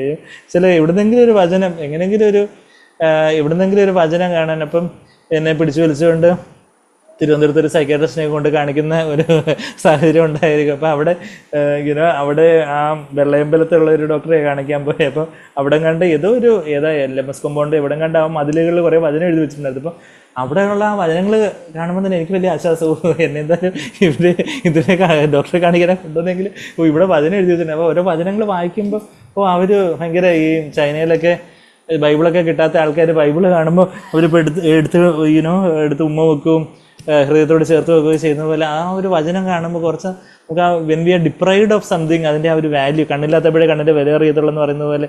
അതിനായിട്ട് ഞാൻ അവിടെ ആ ബസ് സ്റ്റോപ്പിൽ നേരെ വന്ന് നിൽക്കുന്ന ആ വചനം ഏതാണെന്ന് വെച്ചാൽ, നീതിക്ക് വേണ്ടി പീഡിപ്പിക്കപ്പെടുന്നവർ ഭാഗ്യവാന്മാർ, എന്നാൽ സ്വർഗ്ഗരാജ്യം അവരുടേതാണെന്നുള്ള മത്തായി 5:10 വാക്യം തന്നെ. അച്ഛനും അത് വായിച്ച് കാണും. പക്ഷേ അച്ഛനെ എന്ത് ചെയ്യണമെന്ന് അറിയത്തില്ല. ഇനിയിപ്പോൾ എന്തെങ്കിലും പെട്ടെന്ന് ബസ്സിൽ കയറ്റിക്കൊണ്ട് പോകണം, ഇവന് എവിടെ നിർത്തിയാലും കുഴപ്പമാണ്, എവിടെയും വചനം ഇവന് ഈ കാന്തത്തെ പോലെ ഈ വചനത്തോട് അട്രാക്റ്റഡ് ആവുന്നത് എന്ന് പറഞ്ഞ് എന്നാ ദിവസം അയച്ച് അതുപോലെ സിംഹമായിരുന്ന അച്ഛനൊക്കെ ഇപ്പം കുഞ്ഞാടിനെ പോലെ നമ്മുടെ മീറ്റിങ്ങിലൊക്കെ വന്ന് ഇന്നിപ്പോൾ എന്തോ എനിക്കൊന്ന് ഓൺലൈനായിട്ട് അവർക്ക് ജോയിൻ ചെയ്യാൻ പറ്റിയില്ലയോ എന്തോ, ഇന്ന് മറന്നുപോയതാണോ, ഇനിയിപ്പം വല്ലയിടത്തും പോയോ എന്ന് അറിയത്തില്ല. അപ്പോൾ ഞാൻ പറഞ്ഞതെന്ന് വെച്ചാൽ ആ ഒരു വചനം എത്രമാത്രം നമ്മൾ വിലമതിക്കേണ്ടതായിട്ടുള്ളൂ. ഇപ്പോൾ എത്രയോ ഇടങ്ങളിൽ എത്രയോ ക്രിസ്ത്യാനികൾക്കൊക്കെ ബൈബിളൊന്നും നിഷിദ്ധമായിട്ടുള്ള, ഇപ്പം തന്നെ ചില സൗദി പോലുള്ള ചില ഗൾഫ് രാജ്യങ്ങളിലൊക്കെ വചനമൊക്കെ വളരെ ഇപ്പോൾ ഒക്കെ കുറച്ച് സാഹചര്യങ്ങളൊക്കെ മാറിയെന്ന് തോന്നുന്നു. ബൈബിളൊന്നും യഥേഷ്ടം അതുപോലെ ഒന്നും ക്യാരി ചെയ്യാനൊന്നും പറ്റുന്ന സാഹചര്യം ഇല്ലെന്ന് തോന്നുന്നു. അതുപോലെയൊക്കെയുള്ള വേറെ എവിടെയെല്ലാം ഉള്ള ചൈനയിലേക്കുള്ള റഷ്യയിലേക്കുള്ള വിശ്വാസികൾക്കൊക്കെ അവർക്കൊക്കെ വചനം അതുപോലെ നമുക്കിപ്പം ക്യാരി ചെയ്യാൻ പറ്റുന്ന രീതിയിലുള്ള സ്വാതന്ത്ര്യമോ കാര്യങ്ങളൊന്നും ഇല്ല. എന്നാൽ നമ്മൾ എത്രയോ മിഷണറിമാർ ഈ വചനം ട്രാൻസ്ലേറ്റ് ചെയ്യാനായിട്ടും ഒക്കെ അവർ രക്തസാക്ഷികളാകേണ്ടി വന്നു. ആ വചനം അവർ മനുഷ്യർക്ക് മനസ്സിലാവുന്ന ഭാഷയിലേക്ക് ട്രാൻസ്ലേറ്റ് ചെയ്യുമ്പോഴത്തേക്ക് അന്നത്തെ മതപുരോഹിതന്മാർ, കത്തോലിക്ക പോപ്പും ബിഷപ്പും മതപുരോഹിതന്മാരെല്ലാം കൂടെ അന്നത്തെ ആൾക്കാരെല്ലാം ഇവരെ കൊല്ലുന്ന, ശരിക്കും രക്തസാക്ഷികളാക്കി തീർത്ത ചരിത്ര സംഭവങ്ങൾ, അങ്ങനെയൊക്കെയുള്ള എത്രയോ പേരുകൾ ചരിത്രത്തിന് തങ്കലിപികളിൽ എഴുതപ്പെട്ടിട്ടുള്ളവരുണ്ട്. അപ്പം അത്രയൊക്കെ രക്തസാക്ഷികളുടെ രക്തമൊക്കെ ചൊരിഞ്ഞ ദൈവം നമുക്ക് നിർമ്മലമായിട്ട് തന്നിരിക്കുന്ന ആ വചനം നമ്മളുടെ മാതൃഭാഷയിൽ നമുക്ക് മനസ്സിലാവുന്ന ഭാഷയിൽ ദൈവം നമുക്ക് വചനം തന്നിട്ടുണ്ട്. ഈ വചനം മാത്രമേ ദൈവത്തിൻ്റെ വചനമായിട്ടുള്ളൂ. ഇതെല്ലാം ദൈവനിശ്വാസിയാണെന്ന് നമ്മൾ 2 തിമോഥെയോസ് 3:16-17 വാക്യങ്ങളെല്ലാം നമ്മൾ പറയുകയൊക്കെ ചെയ്തിട്ട് ഈ വചനം മനസ്സിലാക്കാനും ധ്യാനിക്കാനും കർത്താവിനെ കേൾപ്പാനുമായിട്ട് നമ്മുടെ ജീവിതത്തിൽ എത്ര സമയം ഓരോ ദിവസവും നമ്മൾ ഈ വചനത്തിനായിട്ട് ചെലവഴിക്കുന്നു എന്ന് നമ്മളോട് ഓരോരുത്തരോട് നമ്മൾ ചോദിക്കണം. ചോദിക്കുമ്പോൾ നമ്മൾ ഈ വചനത്തെ എത്രയധികം വിലമതിക്കുന്നു എന്നുള്ളൊരു കാര്യം അത്രയധികം ചില തലേൻ്റെ അടിയിൽ ദുസ്വപ്നം കാണാതിരിക്കാൻ വേണ്ടി അത് ബൈബിൾ എടുത്ത് വെക്കുക, അങ്ങനെ വെക്കാനുള്ള മാജിക് ബുക്ക് അല്ലേ, മറിച്ച് ഈ വചനം നമ്മുടെ ഹൃദയത്തിലേക്ക് നമ്മൾ ഓരോ വചനങ്ങൾ വായിച്ച് അത് ധ്യാനിച്ച് അത് മനസ്സിലാക്കി, ഇനിയിപ്പോൾ നമുക്ക് മനസ്സിലാവാത്ത എന്തെങ്കിലും ഉണ്ടെങ്കിൽ അറിയാവുന്ന സൗകര്യങ്ങളോട് ചോദിച്ച് അതിൻ്റെ റിസോഴ്സസും കാര്യങ്ങളൊക്കെ ഉപയോഗിച്ച് നമ്മൾ അങ്ങനെ ആ വചനത്തിൽ വചനം നമ്മുടെ ഹൃദയത്തിൽ സംഗ്രഹിക്കുമ്പോൾ രാപകൽ വചനത്തെ ധ്യാനിക്കുന്നവൻ ഭാഗ്യവാൻ അവർ ചെയ്യുന്നതെല്ലാം അഭിവൃദ്ധി പ്രാപിക്കുമെന്നാണ് ഇവിടെ സങ്കീർത്തനം 1:3 വാക്യത്തിൽ. അതായത് നമ്മൾ ചെയ്യുന്നതെല്ലാം അഭിവൃദ്ധി പ്രാപിക്കണോ, അതായത് നമ്മൾ ചെയ്യുന്ന ജോലി, അതെല്ലാം നമ്മൾ ചെയ്യുന്ന നമ്മളുടെ പഠിത്തം, അത് എൻ്റെ ജീവിതത്തിൻ്റെ അനുഭവമാണ്. ഇപ്പം ഞാനിവിടെ അവിടെ കരികിരിയിൽ നിന്ന് നാട്ടിലിവിടെ വന്നപ്പോൾ നാട്ടിലിവിടെ വരുന്നതിന് മുമ്പ് തന്നെ കൺസൾട്ടേഷൻസ് ഓരോരുത്തർ വിളിച്ച് ബുക്ക് ചെയ്യാനൊക്കെ തുടങ്ങി. എന്നാൽ ഇപ്പോൾ ഈ ഇതുപോലെയൊക്കെയുള്ള എത്രയോ വർഷങ്ങളായിട്ടുള്ള സൈക്യാട്രി പ്രാക്ടീസുള്ള എത്രയോ ഡോക്ടേഴ്സിൻ്റെയൊക്കെ ഇടയിൽ അത് അത്രയും പേഷ്യൻസും കാര്യങ്ങളും ഒക്കെ ദൈവത്തിൻ്റെ കരവാണ്. അപ്പം ഞാൻ തന്നെ അമ്മയോട് ഈ അടുത്ത് ഞാൻ എന്തോ ഇങ്ങനെ പറഞ്ഞു ഞാൻ യേശുവിനെ വിശ്വസിച്ചുകൊണ്ട് ഉണ്ടായിട്ടുള്ള ഉയർച്ച ഉണ്ടെങ്കിലും എന്തെങ്കിലും ഉള്ളതേ ഉള്ളൂ എനിക്ക് ഉയർച്ചയായിട്ടുള്ള. അപ്പം അമ്മ പറഞ്ഞാൽ അതൊക്കെ ശരി തന്നെ എന്നൊക്കെ അവർക്ക് എങ്ങനെ സമ്മതിച്ചു തരാനൊരു വിമുഖതയുണ്ടെങ്കിൽ പോലും അവർക്കറിയാം അതിൻ്റെ ഉയർച്ചയേ ഉള്ളൂ. ഇപ്പം ഓരോ വീട് വെക്കുന്ന കാര്യം ഓരോ കാര്യങ്ങളുമൊക്കെ ഓരോരുത്തർ അവരുടെ ഓരോ ബന്ധുക്കളൊക്കെ അവരോട് ചോദിക്കുകയൊക്കെ ചെയ്യുമ്പം അവർ വഴി പറഞ്ഞു കൊടുക്കുമ്പോൾ ഡോക്ടർ സന്ദീപിൻ്റെ വീടാന്ന് പറഞ്ഞ് എന്ന് പറയുമ്പോൾ വഴി പറഞ്ഞു കൊടുക്കും. വെച്ചാൽ ഞാൻ പറഞ്ഞതെന്ന് വെച്ചാൽ ഞാനെന്തോ വലിയ ആളാന്നുള്ള കാര്യമല്ല പറയുന്നത്. പക്ഷേ ദൈവത്തിൻ്റെ വചനം അതാ പറയുന്നത്. സങ്കീർത്തനം 1-ാം സങ്കീർത്തനത്തിൻ്റെ 3-ാമത്തെ വാക്യത്തിൽ അവൻ ചെയ്യുന്നതൊക്കെയും സാധിക്കും. In what ever he does he prospers. നമ്മളുടെ പഠിത്തമാവട്ടെ, നമ്മളുടെ ജോലിയാവട്ടെ, നമ്മൾ ചെയ്യുന്ന ഒരു പ്രൊഫഷൻ ജോലി ആവട്ടെ, അവിടെ ഇത് നമ്മളെന്തോ വലിയ കോടീശ്വരനാവും എന്നുള്ളതല്ല, എന്നാൽ നമ്മൾ ചെയ്യുന്നതിൽ ദൈവത്തിൻ്റെ ഒരു ടച്ച് ഉണ്ടാവും, അവിടെ ദൈവത്തിൻ്റെ ഒരു അനുഗ്രഹം ഉണ്ടാവും. അത് ഏറ്റവും നന്നായിട്ട് നമ്മുടെ ജോലി ഏറ്റവും വിശ്വസ്തയോടെ ചെയ്യുമ്പോൾ അത്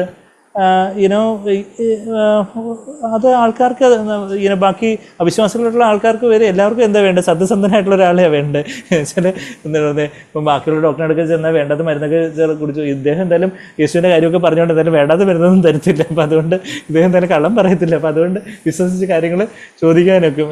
അപ്പം അത് തന്നെ കർത്താവിനെ നമ്മൾ വിശ്വസിക്കുമ്പോഴേ നമ്മളിപ്പോൾ ഏത് പ്രൊഫഷനിലായിക്കോട്ടെ അവിടെ അത് കർത്താവിൻ്റെ ഒരു സൗരഭ്യം. അതാണ് നമ്മൾ വായിക്കുന്നത്. രാപകൽ കർത്താവിൻ്റെ വചനത്തെ ധ്യാനിക്കുന്നതിനെ കുറിച്ചാണ് എൻ്റെ 2-ാമത്തെ വാക്യത്തിൽ. യഹോവയുടെ ചീത്ത കൂട്ടുകെട്ടുകളൊക്കെ ഒഴിവാക്കുന്ന കാര്യം 1-ാമത്തെ വാക്യത്തിൽ.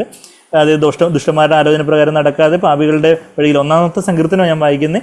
പാപികളുടെ വഴി നിൽക്കാതെ, പരിഹാസികളുടെ ഇരിപ്പിടത്തിലിരിക്കാതെ, അതായത് വേണ്ടാത്ത കാര്യങ്ങളൊക്കെ ഉപേക്ഷിച്ച് വീണ്ടുന്ന കാര്യം കർത്താവിൻ്റെ ന്യായപ്രമാണത്തിൽ കർത്താവിൻ്റെ വചനത്തിലേക്ക് വരുന്നു. വചനത്തിൽ വന്ന് കർത്താവിൻ്റെ ആ വചനത്തിൽ സന്തോഷിച്ച്, കർത്താവിൻ്റെ വചനത്തിൽ കടിച്ചു പിടിച്ച് ധ്യാനിക്കുന്നവനല്ല, സന്തോഷിച്ച് ആ വചനം കണ്ട് ഞാനെടുത്ത് ആ വചനം കണ്ടു ഞാൻ അത്യന്തം സന്തോഷിച്ചു എന്നൊക്കെ യെരമ്യാവ് 15:19 നമ്മൾ വായിക്കുന്ന പോലെ. 15:19 ഇവിടെ ഒരു വിരൽ വെച്ചുകൊണ്ട് ആ വാക്യത്തിലേക്ക് നമുക്ക് പെട്ടെന്ന് പോകണമെങ്കിൽ യെരമ്യാവ് 15-ാം അധ്യായത്തിൽ എവിടെ അത് വായിക്കുന്നത്? നമ്മൾ അവൻ്റെ വചനം കണ്ടു, ഞാനത് മോദത്തോടെ ആക്രാന്തത്തോടെ എടുത്ത് ഭക്ഷിച്ചു എന്ന് അവിടെ പറയുന്നത്. യെരമ്യാവ് 15-ാം അധ്യായത്തിൻ്റെ അതിന് 16-ാമത്തെ വാക്യത്തില ഞാൻ നിൻ്റെ വചനങ്ങളെ കണ്ടെത്തി. യെരമ്യാവ് 15:16 ഞാൻ നിൻ്റെ വചനങ്ങളെ കണ്ടെത്തി ഭക്ഷിച്ചിരിക്കുന്നു. നിൻ്റെ വചനങ്ങൾ എനിക്ക് സന്തോഷവും എൻ്റെ ഹൃദയത്തിന് ആനന്ദവുമായി. സൈന്യങ്ങളുടെ ദൈവമായ യഹോവേ, നിൻ്റെ നാമം എനിക്ക് വിളിക്കപ്പെട്ടിരിക്കുന്നുവല്ലോ. നിൻ്റെ വചനം ഞാൻ കണ്ട് ഞാൻ ഹൃദയത്തിൽ ആനന്ദിച്ചു, എനിക്കത് വലിയ സന്തോഷമായി. ആ വചനം വായിക്കുമ്പോൾ ഉള്ളൊരു വലിയൊരു സന്തോഷം. ദൈവമേ, അവിടുത്തെ വചനം കയ്യിലെടുക്കാനുള്ളൊരു ഭാഗ്യം, കർത്താവിനെ കുറിച്ച് പറയാനുള്ളൊരു.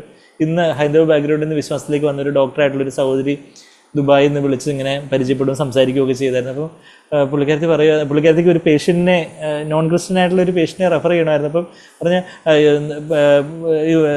ഡോക്ടർ ക്രിസ്ത്യൻ ആയിട്ടുള്ളൊരു ഡോക്ടർ ആയതുകൊണ്ട് എന്തായാലും ഡോക്ടറിനെ ഇപ്പം വേറെ ഒന്നും അദ്ദേഹത്തോട് ഹോസ്പിറ്റലൊന്നും പറയാൻ പറ്റിയില്ലെങ്കിൽ പോലും ഡോക്ടർ അത് പറഞ്ഞാൽ അത് ഇതായിരിക്കും. ഈ ഒരു കർത്താവിനെ കുറിച്ച് പറയാൻ നമുക്ക് കിട്ടിയ ഒരു ഭാഗ്യത്തെക്കുറിച്ചൊക്കെ പുള്ളിക്കാരത്തി പറയുന്നൊരു കാര്യമൊക്കെ ഞാൻ ഇന്ന് രാവിലെ വിളിച്ച് പരിചയപ്പെടുക കഴിഞ്ഞിട്ട് സ്ത്രീകളെയൊക്കെ ഞാൻ പരിചയപ്പെടുത്തുകയൊക്കെ ചെയ്തു. അപ്പം ഞാൻ പറഞ്ഞതെന്ന് വെച്ചാൽ ആ വചനം ഇവിടെ നമ്മൾ യെരമ്യാവ് 15:16 അതാ പറയുന്നത്. ഞാൻ നിൻ്റെ വചനങ്ങളെ കണ്ടെത്തി ഭക്ഷിച്ചിരിക്കുന്നു. അതായത് നമുക്ക് ഭയങ്കര ഇഷ്ടമുള്ള ഒരു ചിക്കൻ ബിരിയാണിയോ അല്ലെങ്കിൽ വലിയ ഐസ്ക്രീമോ ചോക്ലേറ്റോ ഒക്കെ നമ്മൾ ഒരാൾ പാത്ത് വെച്ച്, പപ്പയും അമ്മയും ചോക്ലേറ്റ് പാത്ത് വെച്ചേക്കുക, ജസ്റ്റിന് അത് കണ്ടെത്തി ഭക്ഷിക്കും. നല്ല ടേസ്റ്റ് എന്ന് പറയുന്നത് പോലെ ഇത് വചനം ദൈവം ഇങ്ങനെ മറച്ചു വെച്ചിരിക്കുക. ആ വചനം നമ്മൾ ധ്യാനിച്ച് ഞാൻ നിൻ്റെ വചനങ്ങളെ കണ്ടെത്തി ഭക്ഷിച്ചിരിക്കുന്നു. I have your words we found and eat them. ആദ്യമായിട്ട് നമ്മുടെ അർപ്പിത ജോസിനൊക്കെ ഒരു first Bible my first Bible എന്ന് പറഞ്ഞൊരു ചെറിയ ബൈബിൾ അവർക്ക് വാങ്ങിച്ചു കൊടുത്തിട്ട് അവർ ആ ബൈബിള് കിട്ടിയപ്പോൾ അവരുടെ ഒരു സന്തോഷമുണ്ട്. എന്നും പറഞ്ഞ് ഇവർ രണ്ടുപേരും കൂടെ വിളിച്ചുകൊണ്ടിരിക്കുന്നത്. അന്ന് അവർക്ക് ശരിക്കും വായിക്കാൻ തന്നെ അറിയത്തില്ല. അപ്പോൾ അതിൻ്റെ ഒരു ഫോട്ടോ ഞാൻ എടുത്തിട്ട് അത് പിന്നെ ഫേസ്ബുക്കിൽ ഇട്ടപ്പോൾ ഈ വചനമാണ് എൻ്റെ ക്യാപ്ഷനായിട്ട് ഇട്ടത്. ഞാൻ നിൻ്റെ വചനങ്ങളെ കണ്ടെത്തി ഭക്ഷിച്ചിരിക്കുന്നു. നിൻ്റെ വചനങ്ങൾ എനിക്ക് സന്തോഷവും എൻ്റെ ഹൃദയത്തിൻ്റെ ആനന്ദവുമായി. സൈന്യങ്ങളുടെ ദൈവമായ യഹോവേ, നിൻ്റെ നാമം നിമിത്തം. തിരിച്ച് 1-ാം സങ്കീർത്തനത്തിലേക്ക് വരുമ്പം അവിടെ അത് സന്തോഷിച്ച്, ന്യായപ്രമാണത്തിൽ സന്തോഷിച്ച് അവൻ്റെ ന്യായപ്രമാണത്തെ രാപ്പകൽ ധ്യാനിക്കുന്നത്. നമ്മളിപ്പോഴും ബൈബിൾ വായിച്ചുകൊണ്ടിരിക്കണമെന്നില്ല, എന്നാൽ നമ്മൾക്ക് ദൈവം നമ്മൾ മനസ്സിലാക്കുന്ന വചനങ്ങൾ നമ്മൾ ധ്യാനിക്കുകയും പിന്നെ ഇടയ്ക്കൊക്കെ നമുക്ക് സമയം കിട്ടുമ്പോൾ ആ വചനം തന്നെ നമുക്ക് ഓർമ്മ വരും. പല സമയത്തും രാത്രി നമ്മൾ എഴുന്നേൽക്കുമ്പോഴാവട്ടെ, നമ്മൾ കിടക്കുമ്പോഴാവട്ടെ, എഴുന്നേൽക്കുമ്പോഴാവട്ടെ, രാപ്പകൽ ആ വചനം തന്നെ നമ്മുടെ ധ്യാനമായിട്ടിരിക്കുന്നവൻ ഭാഗ്യവാൻ. അവൻ ആറ്റരികത്ത് നട്ടിരിക്കുന്നതും തക്കകാലത്ത് ഫലം കായ്ക്കുന്നതും ഇല വാടാത്തതുമായ വൃക്ഷം പോലെ ഇരിക്കും. ആറ്റരികത്ത് പരിശുദ്ധാത്മാവിൻ്റെ 6 അരികത്ത് നട്ടിരിക്കുവാണ്. തക്കകാലത്ത് ദൈവത്തിൻ്റെ പരിശുദ്ധാത്മാവിൻ്റെ ഫലം ജീവിതത്തിൻ്റെ ഫലവും ശുശ്രൂഷയുടെ ഫലമൊക്കെ കൊടുക്കും. ഇല വാടാത്തതാണ്, വൃക്ഷം പോലെ ഇരിക്കും. അവൻ ചെയ്യുന്നത് അങ്ങനെയുള്ളവൻ, അതായത് ആ തെറ്റായിട്ടുള്ള കാര്യങ്ങൾ പാപത്തിൽ നിന്നെല്ലാം വിട്ടുതിരിഞ്ഞവൻ, അതാ 1-ാമത്തെ വാക്യം. പിന്നെന്താ, ദൈവത്തിൻ്റെ വചനത്തിലേക്ക് അവന് സന്തോഷിക്കുന്നു, ധ്യാനിച്ച് സന്തോഷിക്കുന്നു. പരിശുദ്ധാത്മാവിൻ്റെ പോഷണം ആറ്റരികത്ത് നട്ടിരിക്കുക. അപ്പോൾ പാപത്തിൽ നിന്ന് വിട്ടുതിരിഞ്ഞ് ദൈവവചനത്തിൽ ഊന്നി പരിശുദ്ധാത്മാവിൻ്റെ നിറവിലായിരിക്കുന്നവൻ എന്ത് ചെയ്താലും ദൈവത്തിൻ്റെ വാഗ്ദത്തം, അത് ഞാൻ പറഞ്ഞിരിക്കുന്നതല്ല, ഗ്യാരണ്ടി. ഇപ്പം ചില ഈ കൊട്ടേഷനൊക്കെ പണിക്കാർ തരുമ്പോൾ, ഡോക്ടർ ഞാൻ ഗ്യാരണ്ടി, ഇത് വാങ്ങിച്ചാൽ ഇത് ഇത്ര വർഷം ഗ്യാരണ്ടി ചെയ്യാതെന്നൊക്കെ പറയും ചില എന്ന് പറയുന്നത് പോലെ ദൈവത്തിൻ്റെ ഗ്യാരണ്ടിയാണ്. അവൻ ചെയ്യുന്നതൊക്കെയും സാധിക്കും. അവിടെ ഒരു അവ പ്രോസ്പർ ചെയ്യുന്നതാണ് ഇംഗ്ലീഷിൽ എഴുതിയിരിക്കുന്നത്. അതെന്ന് പറഞ്ഞാൽ നമ്മൾ എന്തോ അങ്ങ് കോടീശ്വരനാകും എന്നുള്ളതല്ല, എന്ന് നമുക്ക് ദൈവത്തിൻ്റെ ഒരു കയ്യൊപ്പ് ഉണ്ടെങ്കിൽ അവിടെ ഒരു ദൈവത്തിൻ്റെ ഒരു സൗരഭ്യം, ദൈവത്തിൻ്റെ ഒരു അഭിവൃദ്ധി, ദൈവത്തിൻ്റെ ഒരു പുഷ്ടി നമുക്ക് അനുഭവിക്കാനൊക്കും. അത് എത്ര നമ്മുടെ ഒത്തിരി സൗകര്യങ്ങൾക്ക് അതിനെക്കുറിച്ച് സാക്ഷ്യം പറയാനൊക്കും എന്നാണ് എൻ്റെ വിശ്വാസം.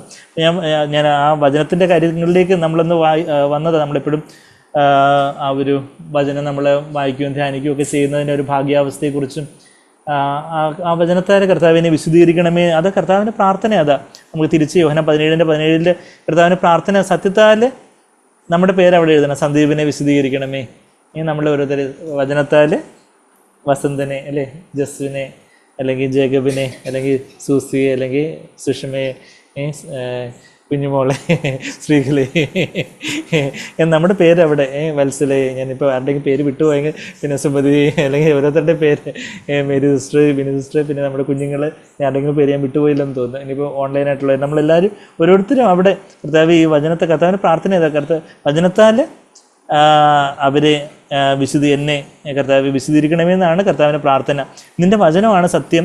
അത് കഴിഞ്ഞിട്ട് പറയുക, നീ എന്നെ ലോകത്തിലേക്ക് അയച്ചതുപോലെ ഞാൻ അവരെയും ലോകത്തിലേക്ക് അയച്ചിരിക്കുന്നു. എത്ര വലിയൊരു അയപ്പാണത്. കർത്താവിനെ പിതാവ് ലോകത്തിലേക്ക് അയച്ചിരിക്കുന്ന എത്ര വലിയൊരു അധികാരത്തോടെ, മാന്യതയോടെ, ആ ഒരു പിതാവിനാൽ അയക്കപ്പെട്ടവനായിട്ട് കർത്താവ് പറയുമ്പോഴെപ്പോഴും ഞാൻ പിതാവിൽ നിന്ന് വന്നിരിക്കുന്നു, പിതാവിനെ അയച്ചിരിക്കുന്നു, ആ ഒരു വലിയ വ്യക്തമായിട്ടുള്ള ബോധ്യത്തോടെ യേശു കർത്താവ് ഈ ഭൂമിയിൽ ജീവിച്ച് കർത്താവ് ഞാൻ ആ ഒരു കാര്യം കൂടെ പറഞ്ഞുകൊണ്ടങ്ങ് നിർത്താം, ഈ വാക്യം കൂടെ പറഞ്ഞങ്ങ് നിർത്താം. അതായത് മർക്കോസ് 1-ാം അധ്യായത്തിൽ അവിടെ വലിയൊരു മർക്കോസ് 1-ാം അധ്യായത്തിൽ പത്രോസിൻ്റെ ഭവനത്തിൽ വലിയൊരു റിവായി, പത്രോസിൻ്റെ ഭവനത്തിൽ പത്രോസിൻ്റെ അമ്മായിയമ്മയൊക്കെ സുഖമാക്കി. അതിനുശേഷം ആ വില്ലേജിലുള്ള എല്ലാവരും കൂടെ, ഹോൾ സിറ്റി, ആ പട്ടണമൊക്കെയും, മർക്കോസ് 1:33 പട്ടണമൊക്കെയും വാതിൽക്കൽ വന്ന് കൂടിയിരുന്നു. അതിനുശേഷം കർത്താവിന് അന്ന് രാത്രി ഉറങ്ങാൻ തന്നെ പറ്റി കാണത്തില്ല. അത്രയും വലിയ OPD ആയിരുന്നു, അത്രയും പേരെ സുഖമാക്കേണ്ടതുണ്ടായിരുന്നു. കർത്താവ് എല്ലാവരും കൂടെ സുഖമാകുമെന്നങ്ങ് പറഞ്ഞില്ല. കർത്താവ് ഓരോരുത്തരോടും കാര്യങ്ങളൊക്കെ ചോദിച്ചറിഞ്ഞ് തൊട്ട് സുഖമാക്കി ആശ്വസിപ്പിച്ചൊക്കെ വിട്ടു. അതിനുശേഷം അതിരാവിലെ കർത്താവ് ചെന്ന് പ്രാർത്ഥിക്കുക. മർക്കോസ് 1-ാം അധ്യായത്തിൻ്റെ 35-ാമത്തെ വാക്യത്തിൽ ഇരുട്ടായിരുന്നപ്പം തന്നെ കർത്താവ് പോയി പ്രാർത്ഥിക്കുന്നു. ഇൻ ദ ഏർലി മോർണിംഗ്, അധികാലത്ത് ഇരുട്ടോടെ അവൻ എഴുന്നേറ്റ് പുറപ്പെട്ട് ഒരു നിർജ്ജന സ്ഥലത്ത് നിന്ന് പ്രാർത്ഥിച്ചു. അപ്പം ശിമോനും കൂടെയുള്ളവരും 36-ാമത്തെ വാക്യത്തിൽ അവൻ്റെ പിന്നാലെ ചെന്നു. അവനെ കണ്ടപ്പോൾ എല്ലാവരും നിന്നെ അന്വേഷിക്കുന്നു എന്ന് പറഞ്ഞു. എല്ലാവരും നിന്നെ അന്വേഷിക്കുക, ഇനിയും ഇവിടെ കുറച്ചുകൂടെ നാൾ തങ്ങണം, ഇത്രയും വലിയൊരു റിവൈവൽ, ഇത്രയും വലിയൊരു ഉണർവൊക്കെ ഉണ്ടായി, ഈ കുറച്ചുകൂടെ നാൾ ഇവിടെ തങ്ങണമെന്ന് ആ ശിമോനും കൂടെയുള്ളവരും കൂടെ പറയുന്നേ. പക്ഷേ യേശു അവരോട് പറയുക, യേശു പിതാവിനോട് പ്രാർത്ഥിച്ച് പിതാവിൽ നിന്ന് കർത്താവിന് ഒരു വ്യക്തതയുണ്ടായി. അപ്പോൾ യേശു എന്താ പറയുന്നത്, ഞാൻ അടുത്ത ഊരുകളിലേക്കും പ്രസംഗിക്കേണ്ടതിന് നാം അവിടേക്ക് പോവുക, ഇതിനായിട്ടല്ലോ ഞാൻ പുറപ്പെട്ടു വന്നിരിക്കുന്നത്. For that is what I came four. അപ്പോൾ ഓരോ കാര്യത്തിലും പിതാവ് തന്നെ അയച്ചിരിക്കുവാണ്. ഇന്ന് എങ്ങോട്ട് പോകണം, ഇപ്പം ഞാൻ ഇന്നിവിടെ മുട്ടത്തേക്ക് വരുന്നു, എന്നെ പിതാവ് ഇവിടെ അയച്ചിരിക്കുക. നമ്മളിപ്പോൾ നാളെ നമ്മൾ കോളേജിലേക്ക് പോകുന്നു, അല്ലെങ്കിൽ നമ്മുടെ ഹോസ്പിറ്റലിലേക്ക് പോകുന്നു, അവിടെ നമ്മുടെ ക്ലിനിക്കിൽ അല്ലെങ്കിൽ നമ്മുടെ ജോലി സ്ഥലത്ത് നമ്മൾ പോകുന്നു, നമ്മൾ ഒരു കടയിലോട്ട് പോകുന്നു, അവിടെ ദൈവത്താൽ അയക്കപ്പെട്ടവരായിട്ടാണ്, ദൈവത്തിൻ്റെ അംബാസിഡേഴ്സാണെന്നാണ് വായിക്കുന്നത്. നമ്മൾ കർത്താവിൻ്റെ സ്ഥാനപതികളാണെന്ന 2 കൊരിന്ത്യർ 5-ാം അധ്യായത്തിൻ്റെ 20-ാമത്തെ വാക്യത്തിൽ, അല്ലേ, 2 കൊരിന്ത്യർ, അത് ഞാൻ ഇത് പറഞ്ഞെങ്കിൽ നിർത്തുവാന്ന് പറഞ്ഞെങ്കിലും സ്ത്രീകൾ എന്നെ കളിയാക്കുന്നത്, അയ്യോ എന്നെക്കൊണ്ട് നിർത്താൻ പറ്റുന്നില്ലേ എന്നാണ് സന്ദീപേട്ടൻ അവസാനം.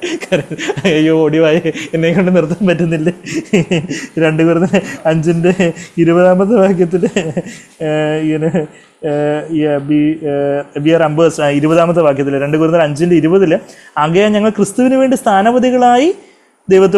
ക്രിസ്തുവിന് വേണ്ടി സ്ഥാനപതികളായി ദൈവത്തോട് നിരന്നുകൊള്ളുവിൻ എന്ന് ക്രിസ്തുവിന് പകരം അപേക്ഷിക്കുന്നു. അത് ദൈവം ഞങ്ങൾ മുഖാന്തരം പ്രബോധിപ്പിക്കുന്നത് പോലെ ആകുന്നു നമ്മളോട് വായിക്കുന്നു. ക്രിസ്തുവിൻ്റെ സ്ഥാനപതികൾ, കർത്താവിൻ്റെ അംബാസിഡേഴ്സാണ്. ഇപ്പോൾ ഒരു അമേരിക്കയുടെ അംബാസിഡർ എന്നൊക്കെ പറഞ്ഞാൽ എത്ര വലിയ വിലയുള്ള മനുഷ്യനാണ് അമേരിക്കയുടെ ആ ഒരു പ്രതിനിധാനം ചെയ്യുന്നതെന്ന് പറഞ്ഞ പോലെ സ്വർഗ്ഗരാജ്യത്തിൻ്റെ അംബാസിഡേഴ്സായിട്ട് എന്നെ ദൈവം ഇവിടെ അയച്ചിരിക്കുക.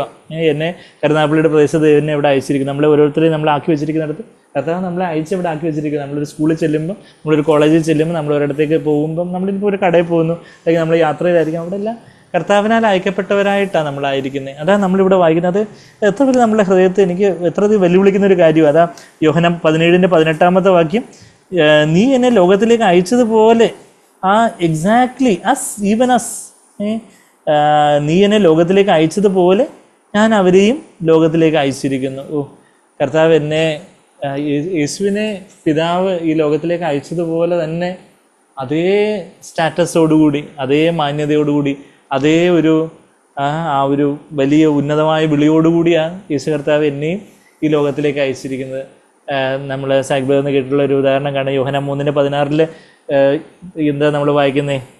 ലോകത്തെ ദൈവം സ്നേഹിച്ചു, അവനിൽ വിശ്വസിക്കുന്ന അവർ, തൻ്റെ ഏകജാതനായവനിൽ വിശ്വസിക്കുന്ന ആരും നശിച്ചു പോകാതെ നിത്യജീവൻ പ്രാപിക്കേണ്ടതിന് ദൈവം ലോകത്തെ സ്നേഹിച്ചു എന്ന് പറഞ്ഞതുപോലെ യേശുവിനെ ലോകത്തിലേക്ക് അയച്ചു എന്ന് പറയുന്നതുപോലെ നമ്മളെയും ദൈവം ഒരു ലോകത്തിലേക്ക് അയച്ചിരിക്കും. നമ്മളുടെ ഒരു കൊച്ചു ലോകമുണ്ട് എന്ന് വെച്ചാൽ നമുക്കറിയാവുന്ന നമ്മളുടെ കോണ്ടാക്ട്സ്, നമ്മളുടെ ബന്ധുക്കൾ, നമ്മുടെ സുഹൃത്തുക്കൾ.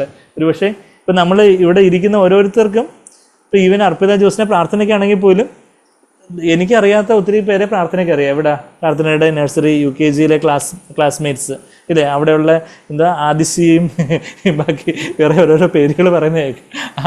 അവരെയൊന്നും എനിക്കറിയാത്ത, അവരുടെ പേര് മാത്രമേ കേട്ടിട്ടുള്ളൂ. അപ്പോൾ എനിക്കറിയാത്ത കുറേ പേരെ ആർക്കറിയാം? അർപ്പിതയ്ക്കും ജോസിനയ്ക്കും ജസ്റ്റിനും വസന്തൻ ബ്രദറിനും, നമുക്ക് ഓരോരുത്തർക്ക് എന്നാൽ നിങ്ങൾക്കറിയാത്ത ചിലരെ എനിക്കറിയായിരിക്കും എന്ന് പറഞ്ഞതുപോലെ നമുക്ക് എല്ലാവർക്കും ഒരു കൊച്ചു ലോകമുണ്ട്, നമ്മളുടേതായ പല കോണ്ടാക്ട്സുകളുണ്ട്, പല പരിചയങ്ങൾ. അപ്പോൾ ആ ഒരു ലോകത്തേക്ക് യേശുവിനെ പിതാവ് ലോകത്തിലേക്ക് അയച്ചിരിക്കുവാണ്. യേശുവിനെ വിശ്വസിക്കുന്നവരാരും നശിച്ചു പോകാതിരിക്കാൻ വേണ്ടി ലോകത്തിലേക്ക് അയച്ചിരിക്കുന്ന പോലെ നമ്മളെ ആ യോഹന്നാൻ 3:16 ഒരു യുവ സഹോദരൻ ഏതോ ഒരു കോൺഫറൻസിൽ ടെസ്റ്റിമണി പറഞ്ഞതായിട്ട് സാഗ്ബേർ പിന്നെ അത് എടുത്ത് പറയുന്നത് നമ്മൾ കേട്ടിട്ടുണ്ടായിരിക്കും. നമ്മളെയും ദൈവം അതുപോലെ അയച്ചിരിക്കുക. അതാണ് നമ്മളിപ്പോൾ ഇവിടെ യോഹന്നാൻ 17:18 നമ്മളിപ്പം വായിച്ച് നമ്മളെയും അയച്ചിരിക്കുക. നമ്മളെ അയച്ചിരിക്കുന്നത് എന്തിനാണെന്ന് ചോദിച്ചാൽ യേശുവിൻ്റെ സ്ഥാനപതിയായിട്ട്, യേശുവിൻ്റെ അംബാസിഡറായിട്ട് അയച്ചേക്കുന്നത്. അപ്പോൾ നമ്മളിലൂടെ ആ യേശുവിനെ അവർ കണ്ട് ഇവരാരും, നമ്മളുടെ ഈ കോണ്ടാക്ട്സിലുള്ളവരാരും നശിച്ചു പോകാതിരിക്കാൻ വേണ്ടി അവർക്കെല്ലാം യേശുവിനെ കാണണം.